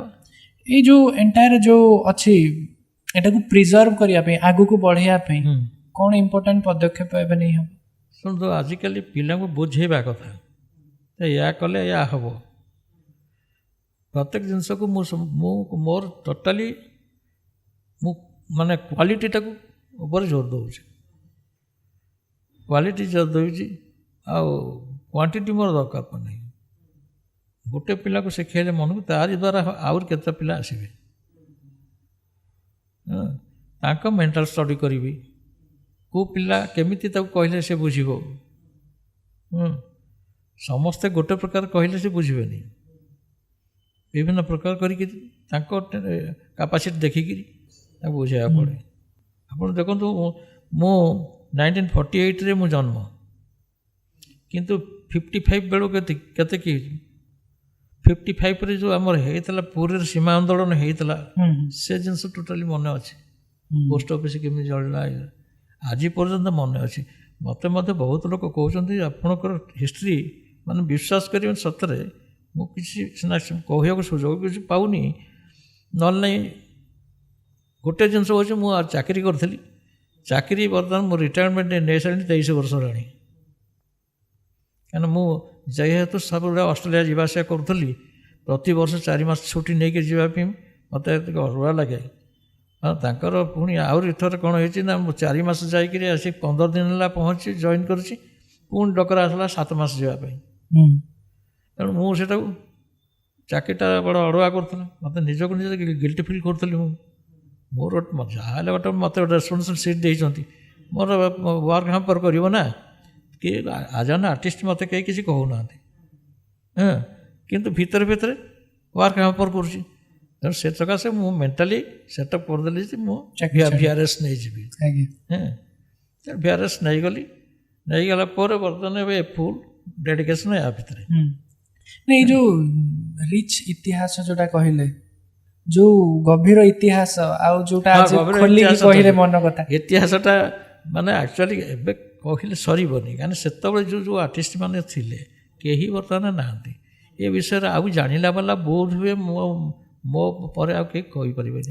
ମୁଁ ଚେଷ୍ଟା କରୁଛି ଯେ ଜିନିଷ, ଯେହେତୁ ମୁଁ 23 ବର୍ଷ ହେଲାଣି ଚାକିରି ଛାଡ଼ି ସାରିଲିଣି, ମୋର ଲେଖିବାଟା ଉପରେ ଟିକେ ଭିଡ଼ୁ। ଲେଖୁଛି, ଭାଷାଟା ମୋର ଠିକ୍ ଭଲ ଲାଗୁନି, ପୁଣି କାଟି ଦେଉଛି, ପୁଣି ଲେଖି ଏଇଭଳିଆ ହେଉଛି। ମୋତେ ଜଣେ ଆମର ରମେଶ ସାର୍ ବୋଲି, ରମେଶ ଦାସ ଆମର ପ୍ରଫେସର ଥିଲେ, ଓଡ଼ିଆ ପ୍ରଫେସର ବିଜେପିରେ, ସିଏ ମୋତେ କହିଲେ, ତାଙ୍କର ପ୍ରୟାସ ଅଛି, ସିଏ କହିଲେ ତ ଦେଖନ୍ତୁ ଆପଣଙ୍କ ବିଷୟରେ ଆପଣ ଯେତିକି ଜାଣିଛନ୍ତି, ଆପଣଙ୍କ ପାଖରେ ଯାହା ଅଛି ଆପଣ ପିଲାମାନେ ମଧ୍ୟ କହିପାରିବେନି। ଆପଣ ଟିକେ ଅଧଘଣ୍ଟା ଲାଗି ମୋ ପାଖରେ ବସିବେ, ଖାଲି କଥାବାର୍ତ୍ତା ହେଲେ ମୁଁ ସେ ଅନୁସାରେ କରିବି। ଆକ୍ଚୁଆଲି ମୁଁ ଫିଲ୍ କରୁଛି ସେଇଟାକୁ। ନାଇଁ ଦରକାର ଏଇଟା, ନହେଲେ କେମିତି ଜାଣିବେ? ପିଲାଙ୍କୁ କିଛି ଆସ୍ପିରେସନ୍ ପାଇଁ ଦରକାର। ଆଉ ଆପଣ ଯଦି ଆପଣଙ୍କ ପାଖରେ ମୋର ଗୋଟେ ଆଙ୍ଜାଇଟିନେସ୍ ନାହିଁ ଯେ ମୋତେ ଆୱାର୍ଡ଼ ମିଳୁ, ଅଙ୍କ ମିଳୁ, ସବୁ ନାହିଁ। ଆୱାର୍ଡ଼ କଥା ନାହିଁ ସାର୍, ଏଠି ଅଛି ନା ସେ ରୁଟ୍ଟା ତ ଅଛି। ରୁଟ୍ଟା ଜାଣିଲେ ସିନା ଆପଣଙ୍କ କ୍ୟାରି ହେବ। କ'ଣ ମୁଁ ଆପଣଙ୍କୁ ମଧ୍ୟ ଏଠି କହିଦେଲି, ବର୍ତ୍ତମାନ ସିଙ୍ଗାରୀ ଶ୍ୟାମସୁନ୍ଦର କରଙ୍କ ସିଏ ହେଉଛନ୍ତି ମୂଳ ଏପଟେ, ମାନେ ଆମର ଏପଟେ ପୂର୍ବ ପଟରେ ସିଏ ରହିଲେ ଆମର ଓଡ଼ିଶା ପାଇଁ। ଓଡ଼ିଶାରେ ଯେଉଁ କହିଲେନି ଉତ୍ତର ଦକ୍ଷିଣ ହେଇଛି, ଦକ୍ଷିଣ ପଟରେ ତାରିଣୀ ପାତ୍ର ବୋଲି ଥିଲେ। ସେ ଏଇ 2 ଜଣ ସେପଟ ଦକ୍ଷିଣ ସାଇଡ଼ରେ ସିଏ ତାଙ୍କ ଦ୍ୱାରା ସ୍ପ୍ରେଡ୍ ଆଉଟ୍ ହେଇଛି, ଏପଟେ ସିଙ୍ଗାରୀ ଶ୍ୟାମସୁନ୍ଦର କରଙ୍କ ଦ୍ୱାରା ହେଇଛି। ତେଣୁ ସେମାନେ ଯେତେବେଳେ ପ୍ରଥମେ ଚର୍ଚ୍ଚା ସବୁ ପଢ଼ିଲା, ଚର୍ଚ୍ଚା ପଢ଼ିକି ସବୁ ଏକାଠି ହୁଅନ୍ତି, ଏକାଠି ବସେ ତ ସେ ସଙ୍ଗୀତ ବାବଦରେ ଚର୍ଚ୍ଚା ହୁଏ। ସେ ତା ନାଁ ଦେଇଥିଲେ ସେ କାଳିକା କୋଟ। ସେ କାଳୀଙ୍କ ସାମ୍ନାରେ ସେମାନେ ବସିକି ସବୁ କରନ୍ତି। ସେଇଟା ଚେଞ୍ଜ ଆସିଗଲା, କାଳୀ ସଙ୍ଗୀତ ନୃତ୍ୟନାଟ ସଂସଦ କରିକିରି ଗୋଟେ ଜାଗାରେ ବାଲିସାହିରେ ଗଲେ। ସେତେବେଳକୁ ସେ ପୁରୁଣା ଆର୍ଟିଷ୍ଟ ମାନେ ଯେତେ ପୁରୁଣା ଆର୍ଟିଷ୍ଟ ଥିଲେ, ଏ ସମସ୍ତ ନାଁ ଫା ମୁଁ ଲେଖିଛି, ଅଧା ଲେଖିଛି ତାକୁ। ଏଇଟା ଗୋଟେ ବହି କରିବି, ମାନେ ଓଡ଼ିଶାର ଓଡ଼ିଶୀ କ'ଣ ଗୋଟେ ହେଡ଼ିଙ୍ଗ କରିଛି, କାଳିକା କୋଟ ବୋଲି ନାଁ ଦେଇଛି। ସେ ଜିନିଷଟା ଲେଖିବି ବୋଲି ନାଇଁ ସାର୍ ଜାଣିପାରୁଛନ୍ତି ନା କ'ଣ ୟା ଦ୍ୱାରା ହେଉଛି ଯେମିତି କହନ୍ତିନି ଇତିହାସ ତାକୁ ମନେ ରଖି ଯିଏ ଲେଖିଥାଏ ଆଉ ବିଜୟ ଯିଏ ଲେଖିଥାଏ ସେ ବିଜୟ।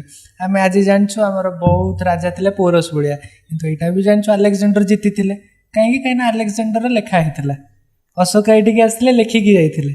ତ ଏଇଟା ନିହାତି ନେସେସରି। ମୁଁ ଭାବୁଛି ନିହାତି ଦରକାର, ନିଜ ଭାବୁଛି, ଆଜ୍ଞା କିନ୍ତୁ ସେଠି ବ୍ୟାକୁଲିଂ ହେଇ ମାନେ ଲାଗି କଲା ବେଳକୁ ମୁଁ ଚାହୁଁଛି ମୁଁ କିଏ ୱେଲ୍ ରିସୋର୍ସ ସେମିତି ମିଳନ୍ତା ଯେ ବସିକି ଟିକେ ସ୍ପେୟାର ମୋ ପାଖରେ ବସିଲେ ମଧ୍ୟ ଚର୍ଚ୍ଚା କଲା ବେଳକୁ ଯଦି ସେଟା ଗୋଟେ କାମ କଲେ ହୁଅନ୍ତା ଯେ ରେକର୍ଡ଼ିଂ ଫେକର୍ଡ଼ିଂ କରିକି କହିଲା ବେଳକୁ ତାକୁ କହିଲା ବେଳକୁ ରେକର୍ଡ଼ିଂ କରିଥିଲେ ଷ୍ଟୁଡେଣ୍ଟ କି ଏମିତି କାହାକୁ ସହିତ ବସିକି ବି ଆପଣ କରିପାରିବେ।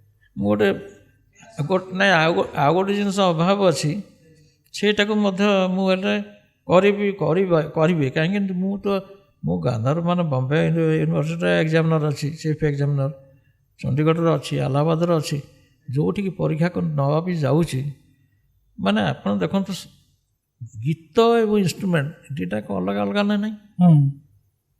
ବର୍ତ୍ତମାନ ଏଠି ଯାହା କରୁଛନ୍ତି ସେମାନେ ଓଡ଼ିଶା ଭିତରେ ଦେଖୁଛି ଗୀତ ଯାହା ଇନଷ୍ଟ୍ରୁମେଣ୍ଟ ସେୟା କରିଦେଉଛନ୍ତି, ହେଲା କି ତା ଭର୍ସନ୍ କ'ଣ ୟା ଭର୍ସନ୍ କ'ଣ କିଛି ଡିଫରେନ୍ସ ରଖୁନାହାନ୍ତି। ସେଇଟା ପାଇଁ ମୁଁ କହିଲି ଏଇଟା ଆମର ମାନେ ଦୋଷ କ'ଣ, ସେମାନେ ପାଉନାହାନ୍ତି କେଉଁଠୁ। ବର୍ତ୍ତମାନ ମୁଁ ଡିଫରେନ୍ସ ଜିନିଷଟା ମୁଁ କରିକିରି ଟୋଟାଲି ବନ୍ଦିଶ ତା ନିୟମ କ'ଣ ସବୁ କରିକିରି ଗୋଟେ କରୁଛି। ବହି ଛପେଇନି, ମୋର ଗୋଟେ ଷ୍ଟୁଡେଣ୍ଟକୁ ଡାକିକିରି ମୁଁ କହିଲି ତୁ ଟିକେ ବସ, ସେ ଟିକେ ଇଣ୍ଟରେଷ୍ଟେଡ଼ ବି ଅଛି, ବସ ମୁଁ ଡାକୁଛି। ଆଟଲିଷ୍ଟ ସେ ଓଡ଼ିଶା ଯାକ କ'ଣ ଦରକାର ପଡ଼ିଲେ ଅଲ୍ ଓଭର୍ ଇଣ୍ଡିଆ ଯିବ, ଆମେ ଯଦି ହିନ୍ଦୀ କରିଦେବା, କାରଣ ସବୁଠି ସେୟା ଦେଖୁଛି। ମୁଁ ଗୋଟେ ଦେଖିଲି ଆମର କାନପୁରରେ ଗୋଟେ ଅଛି ସଙ୍ଗୀତ ଶ୍ରୀ ପ୍ରକାଶନୀ, ସେଠୁ ସେ ମୋତେ ଫୋନ୍ କରିଥିଲା, कहला सर जी हम लोग इंस्ट्रूमेंट के लिए किताब क्या है। हम कहले ठीक है, मेरे को एक भेज दीजिए, मैं थोड़ा देखने के बाद बताऊँगा। पठेला ସେ ଗୀତ ଭଳିଆ ମୁଁ କହିଲି ନାଇଁ ମୋତେ ଛପେଇବାକୁ ପଡ଼ିବ।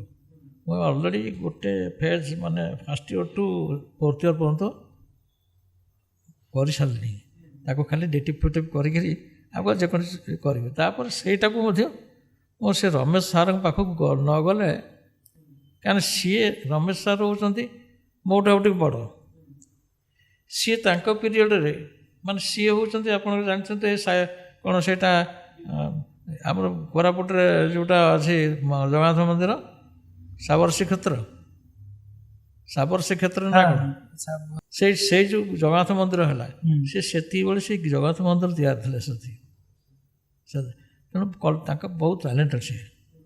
ହଁ, ଆଉ ସହଜ ସାହିତ୍ୟର ମାନେ ଓଡ଼ିଆ ପ୍ରଫେସର, ତା କଲେକ୍ସନ୍ ବହୁତ ପୁରୁଣା ଆର୍ଟିଷ୍ଟ ମାନେ ସବୁ ଆର୍ଟ ମଧ୍ୟ ବଢ଼ିଆ କରନ୍ତି। ଯେ ସିଏ ଯାହା ନାଁ କହିଲେ ମୁଁ ସେମାନଙ୍କୁ ଜାଣିଛି। କହିଲେ ଆପଣ ଜାଣିଛନ୍ତି, ଡିଟେଲ୍ ଜାଣିଛନ୍ତି ପୁଣି। ହଁ, ସିଏ ବି କହିଲେ ସେୟା। ଆଉ ପୂର୍ଣ୍ଣ ସିଂ ବୋଲି, ପୂର୍ଣ୍ଣ ସିଂ ଜଣେ ମାନେ ବଢ଼ିଆ ଚିତ୍ର ଆର୍ଟିଷ୍ଟ, ତାଙ୍କ ନାଁ କାହାକୁ ପଚାରିଲେ କହିପାରିବେନି। ନାଇଁ ସାର୍, ଏଇଟା ଡକ୍ୟୁମେଣ୍ଟ ହେବା ନେସେସିଟି। ଆଉ କାହିଁକିନା ଆମେ କଲଚର କହିଲେ ବେଶୀ କିଛି ଜାଣୁନୁ, ସେଇ ପଟ୍ଟଚିତ୍ର ସେଇ ବହୁତ ଅଳ୍ପ ହାଇଲାଇଟେଡ୍ ଜିନିଷ ଗୁଡ଼ା, ଏଇଗୁଡ଼ା ବି ଗୋଟେ କଲଚରର ଏତେ ଇମ୍ପୋର୍ଟାଣ୍ଟ ପାର୍ଟ ଯେଉଁଟା ଆମକୁ ସମସ୍ତଙ୍କୁ ତ ଜାଣିବ। ଏକ୍ଜାକ୍ଟଲି ମୁଁ ନିଜେ ଫିଲ୍ କରୁଛି, ଆରେ କେହି ଜାଣିବେନି, ମୁଁ ପଳେଇଗଲା ପରେ ଆଉ ତ କେହି ଜାଣିନଥିବେ, ଟୋଟାଲି ଲୋପ ହେଇଯିବ। ଇଏ ଓଡ଼ିଶୀ ବୋଲି କହୁଛନ୍ତି, ଶାସ୍ତ୍ର କରିବାକୁ ଯାଉଛନ୍ତି, ଶାସ୍ତ୍ର କଥା ତାଳ କ'ଣ ଅଂସା କ'ଣ ଏଗୁଡ଼ାକ କଳା କ'ଣ ଅଂସା କ'ଣ ସେ ଜାଣୁନାହାନ୍ତି। ହଁ, ମୁଁ ପୁରା ଏଇ କଥା ଆମର ଯେଉଁମାନେ ସବୁ ବଡ଼ ବଡ଼ ଓଡ଼ିଶୀ ଗାଇଲା ବାଲା ଅଛନ୍ତି ତାକୁ ମୁଁ ପଚାରିଲି, କହିଲା ଅଂସା ଯେଉଁ କହୁଛେ, ଅଂସା କେତେ ପ୍ରକାର, ତା ନାଁ କ'ଣ କହିବ? ଏଇନି ଏଇଟା ହେଉଛି କ'ଣ କି, ଆଗରୁ ଯେତେବେଳେ ପ୍ରଥମେ ହେଲା ଓଡ଼ିଶୀ, ସେଗୁଡ଼ା କେବଳ ପ୍ରତ୍ୟେକ ଯେଉଁ 16 ଶାସନ ରଜା ଗଢ଼ିଥିଲେ, 16 ଶାସନ 32 କରବାଡ଼, ସେ ଶାସନ ମାନେ ଶାସନୀ ଓଡ଼ିଶୀ ବୋଲି ତାକୁ କୁହାଯାଏ। ହଁ, ସେ 16 ଶାସନକୁ 16 ଶାସନ ମୁଁ ବୋଲିଛି। ଆଉ ସେଠି ସେଇ କଳା ଅଂଶା ଏଗୁଡ଼ାକ ସବୁ ବ୍ୟବହାର ସେତେବେଳେ ହେଉଥିଲା। ଏଇଟା ଏମିତି ଯେ ଭାରି କ୍ରିଟିକାଲ ଜିନିଷ, ଆକ୍ଚୁଆଲି ସମସ୍ତେ ଠିକ୍ କରନ୍ତି ବୋଲି କି ନାହିଁ ବୁଝିବା ମୁସ୍କିଲ। ଆପଣ ବର୍ତ୍ତମାନ ଯେମିତି ଭଗ୍ନାଶମ ପାଠ ଆମ ବଳର, ଏବେ ପିଲା ବୁଝିପାରିବେ କି ତାକୁ? ତେଣୁ ସେଇଭଳିଆ କ୍ରିଟିକାଲ ଜିନିଷ। ଅଂଶା ମାନେ କ'ଣ, ଆମେ 1 2 3 4 ଆମେ ଗଣୁଛୁ। ଆପଣ 1ରୁ 2କୁ ଯିବାକୁ ଯେଉଁ କେତିକି ସମୟ, ହଁ ଏଇଟା କେମିତି ମାପିବେ?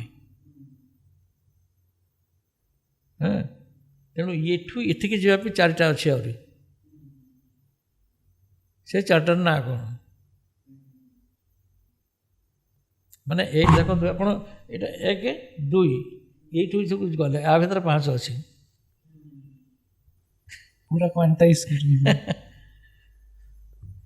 ଆଉ ସାର୍ ଏଠିକାର ପଲିଟିକାଲ ଇଣ୍ଟରଫେରେନ୍ସ ଏଇ ଫିଲ୍ଡ ଉପରେ କେମିତି? କାହିଁକିନା ରିସେଣ୍ଟଲି ଆମେ ଦେଖିଛୁ ଭାଷା ସମ୍ମିଳନୀ କଲେ, ଇଏ କଲେ, ତ ଏଇଟା କ'ଣ କେବଳ ପଲିଟିକାଲ ଦୟା ପାତ୍ର? ବର୍ତ୍ତମାନ ସବୁ ହେଇଗଲାଣି, ସେ ଗ୍ରୁପିଜିମ୍ ହେଇଯାଇଛନ୍ତି, ହେଇକରି ଜୋର ଜାର ମଲକତାର ଭଳିଆ ଚାଲିଛି। ତେଣୁ ମନ ଇଚ୍ଛା ତାର କିଛି ଗୋଟେ ନିର୍ଦ୍ଦିଷ୍ଟତା ନାହିଁ। ସେମିତି ଯିଏ ଯେଉଁ ପ୍ରକାର ଚାହିଁଲା ସେଭଳିଆ କଲା। ଆପଣ ଗୋଟେ ଦେଖନ୍ତୁ, ଓଡ଼ିଶା ଭିତରେ ସବୁ କଳାକାରମାନଙ୍କର ଗୋଟେ ୟୁନିଟି ଅଛି କି? ଆଜି ପର୍ଯ୍ୟନ୍ତ ହେଇପାରୁନି। ମୁଁ ସେଥିପାଇଁ ଚିନ୍ତା କଲି ଯେ ସମସ୍ତେ ଗୋଟେ ପରିବାର ଭଳିଆ ଚଳିବା। ଓଡ଼ିଶାର କୋଣ ଅନୁକୋଣ ଭିତରେ ଯେତିକି ସେ କଳାକାର ଅଛନ୍ତି, ଏମିତି ପାଲାବାଲା ଦାସକାଠିଆ ବାଲା ମଧ୍ୟ ହୁଅନ୍ତୁ, ସମସ୍ତଙ୍କୁ ଗୋଟେ ଏକଜୁଟ କରିକିରି ଗୋଟେ ପରିବାର ଭଳିଆ ଗଠନ କରିବା। ତାହେଲେ ଆଜିକାଲି କ'ଣ ହେଉଛି, ଗୋଟେ କଳାକାର ତାର ପଇସା ବଳ ନାହିଁ ବୋଲି ସେ କ'ଣ ତା ଶରୀର ଖରାପ ହେଲା, ଅପରେସନ୍ ହେବା ପାଇଁ ଏତିକି ପଇସା ଦରକାର। ହଁ, ଆମେ ଗୋଟେ ଯେତିକି କରି ଆମେ ଯଦି ଟଙ୍କାଏ ଲେଖା ଆଦାୟ କରିବା, ମୁଁ ଭାବୁଛି ଯଦି ଓଡ଼ିଶା ଭିତରେ କୋଣ ଅନୁକୋଣ କରିବା, ସଂଗ୍ରହ କରିବା, ଗୋଟେ ପରିବାର ଗଠନ କରିବା, ସେ ପରିବାର ଭିତରେ ଆପଣ ପରିବାର ସଂଖ୍ୟା କେତେ ଦେଖିଲା ବେଳକୁ ଆପଣ 30 ଲକ୍ଷ 40 ଲକ୍ଷ କରିଦେବେ। ଆମେ ଯଦି ଗୋଟେ ଟଙ୍କାଟେ ଲେଖା ଆଦାୟ କରିବା, ତାହେଲେ ଆମେ 40 ଲକ୍ଷ ପାଇଯିବା। ତାକୁ କରିକି ଫିକ୍ସଡ ଡିପୋଜିଟ୍ କରିକି ଆମେ ସେମାନଙ୍କର ତାଙ୍କର ତ ଅସୁବିଧା ସେଟାକୁ ସବୁ ଠିକ୍ କରିଦେଇ ପାରିବା। ହଁ, ଏଇ ଜିନିଷକୁ ମୁଁ ନିଜେ ହିଁ କ୍ରିଏଟ୍ କରିଥିଲି। ମାନେ କଳିଙ୍ଗ କଳାକାର ମହାସଂଘ ଓଡ଼ିଶା ବୋଲି ଅଲରେଡ଼ି ରେଜିଷ୍ଟାର୍ଡ଼, ତାର ଆଭିମୁଖ୍ୟ ହେଉଛି ଏହା। ଆମ କଳାକାର ପଇସା ବିନା ଯେମିତି ଚାଲି ଯାଉଛନ୍ତି, ସେଇଟା ନ ହଉ। ଜିନିଷ ଯେମିତି ଆମେ ଭାଇ ଭାଇ ଅଛୁ, আর ଗୋଟେ ଭାଇ ଅସୁବିଧା ହେଲେ ଆଉ ଭାଇଟା ଅଛି କିଛି ତ ସାହାଯ୍ୟ କରିବ, ଏଇଟା ଆମ ଡ୍ୟୁଟି। ତେଣୁ ସେଇ ଜିନିଷଟାକୁ ଆମ ତାହେଲେ ତ ଆମ ଅଟୋମେଟିକ୍ ୟୁନିଟ୍ଟା ଠିକ୍ ରହିବ। ନାଇଁ, ଏଇଟା କେତେ ବାଟ ଗଲା ଆପଣ ଯେଉଁଟା କରୁଛନ୍ତି, ଏଇ ଯେଉଁ ମହାସଂଘର ଆଇଡ଼ିଆ? ନାଇଁ, ଅଲରେଡ଼ି ହେଇକିରି ପେଣ୍ଟ ହେଇଛି, କେତେ ଡିଷ୍ଟ୍ରିକ୍ଟରୁ ସବୁ ଆସିକି ଅଛନ୍ତି। ହଁ, କିନ୍ତୁ ଆମର ବୟସ ନାହିଁ ଆମେ ଦୌଡ଼ା ଧପଡ଼ା କରିକି ରହିବୁ।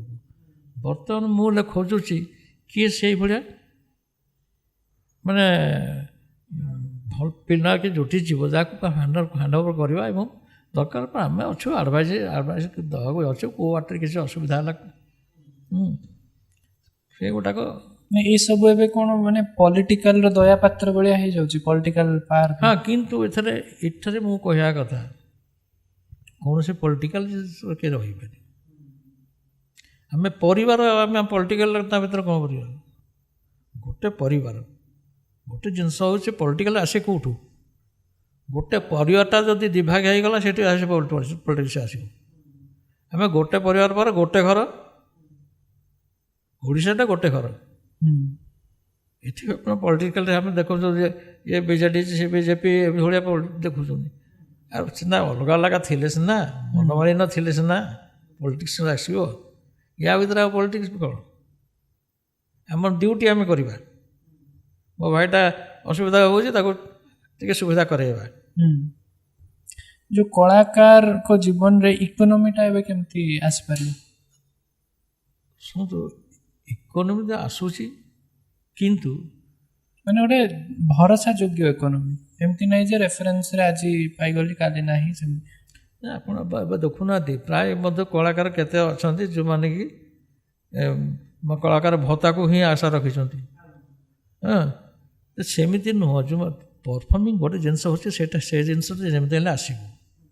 କାରଣ ଯିଏ ରୋଜଗାର କରୁଛି କ'ଣ ସବୁ ରୋଜଗାର କରୁଛୁ? ତାପରେ ତ ଘରେ ବସି ଖାଇଲେ ନବେ ସରେ। ଆଉ ଯେତିକି ଦିନ ସେ ପରଫର୍ମ କରୁଛି ସେତିକି ପାଇଲା, ଯେତିକି ଦିନ ଖାଟିଲା ସେତିକି ପାଇଲା, ଯେତିକି ଦିନ ନ ଖାଟିଲା ଖାଟି ପାରିଲାନି, ଅବସ୍ଥା ଖରାପ ହେଲା, ସେ କେତେଦିନ ଭିତର କଥା ଆପଣ ଜାଣିପାରିବେନି। ବହୁତ ଲୋକ ବହୁତ କଷ୍ଟ ଅନୁଭବ କରୁଛନ୍ତି। ଅକ୍ଷୟ ମହାନ୍ତି ଚାକିରି କରୁଥିଲେ, କଟକ ସେକ୍ରେଟାରୀ ବିଲ୍ଡିଂ ସେ ଚାକିରି କରୁଥିଲେ, କିନ୍ତୁ ଚାକିରି ଛାଡ଼ିଲେ ସିନା, ଯେଉଁ ପର୍ଯ୍ୟନ୍ତ ଆକ୍ଟିଭ୍ ଥିଲେ ସେ ପର୍ଯ୍ୟନ୍ତ ରୋଜଗାର, ଯେଉଁଠି ଆକ୍ଟିଭ୍ ସେ ହେଇଗଲେ କେଉଁଠୁ ଆସିବ, କିଏ ଦେବ? ତେଣୁ ଏଇ ଯେଉଁ ଇଏ କନଷ୍ଟାଣ୍ଟ ଜିନିଷ ନୁହଁ। ଏଇ ଯେଉଁ ଏତିକି ସବୁ ବର୍ତ୍ତମାନ ସବୁ ମାନେ ରୋଜଗାର କରୁଛନ୍ତି, ଯେତିକି ଦିନ କରିବେ, ତାପରେ ଆଉ ନାହିଁ। ରୋଜଗାରର ସେଇଟା ନାହିଁ ତ ସେଇଥିପାଇଁ ତ ଧୀରେ ଧୀରେ ଲୋପ ହେଇ ଆସୁଛି ଏସବୁ। ଏଇଆ ଶୁଣନ୍ତୁ, ଆମେ ଯେତିକି ଦିନ ପରିଶ୍ରମ କରିବା, ବସିଗଲେ କେହି ଦେବାର ନାହିଁ। ଆଉ କଳାକାର ଇଏରେ କିଏ ଦେବ କୁହନ୍ତୁ? ଧରନ୍ତୁ ଯିଏ ଆସିଲା, ମନେ ଶିଖିବାକୁ ଆସିଲା, ସେ ବାବଦରେ ଜାଗା ଆସିଲା, ମୁଁ ଘରୁ କୁଆଡ଼େ ଯାଇପାରୁନି, ଘରେ କରୁଛି, ସେ ଆସିଲା, ସେଠି କିଛି ଆସିଲା। ନାଇଁ, ୟା ସହିତ ଟେକ୍ନୋଲୋଜି ମିଶେଇ କିଛି ୟାକୁ ସ୍କେଲ୍ ଅପ୍ କରିହେବ କି? ଆକାଡେମୀ ଟାଇପ୍ର କି? ହଁ, ସେଇଟା ଶୁଣନ୍ତୁ, ଆମେ ଏକାଠି ହେଲେ ଗଭର୍ଣ୍ଣମେଣ୍ଟରୁ ଗୋଟେ କିଛି ହେଇପାରନ୍ତା, କିନ୍ତୁ ଆମେ ୟୁନିଟି ନାହିଁ ନା। ଆମ ଯଦି ପାର୍ଟି ଫିଲିଙ୍ଗସ୍ ଆମ ଭିତରେ ହେବ, ସେଇଟା କେଉଁଠି ଷ୍ଟିକ୍ ହେଇପାରିବ? ତା ଭିତରେ ଆସିବ ଆମ ଲୋକ, ଆମ ଦଳର ଲୋକ ପାଇବ, ସେ ଆସିଗଲା ପଲିଟିକ୍ସ ତା ଭିତରୁ। ତ sir, thank you so much ଏତେ ଗଭୀର କଥା କହିବାରେ।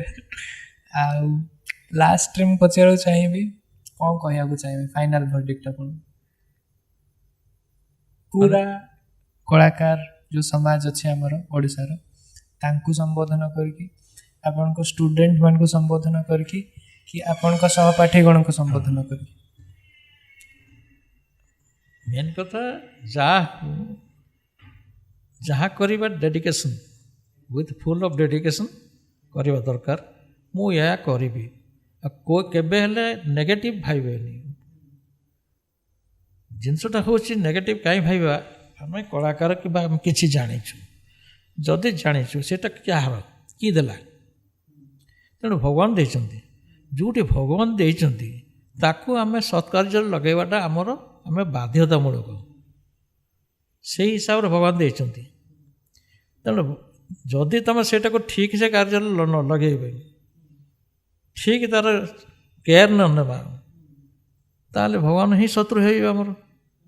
ଆରେ ବଡ଼ ଖୁସିରେ ମୁଁ ଦେଲି, ଏଇଟାକୁ ଠିକ୍ କାମରେ ଲଗେଇ ପାରିଲାନି।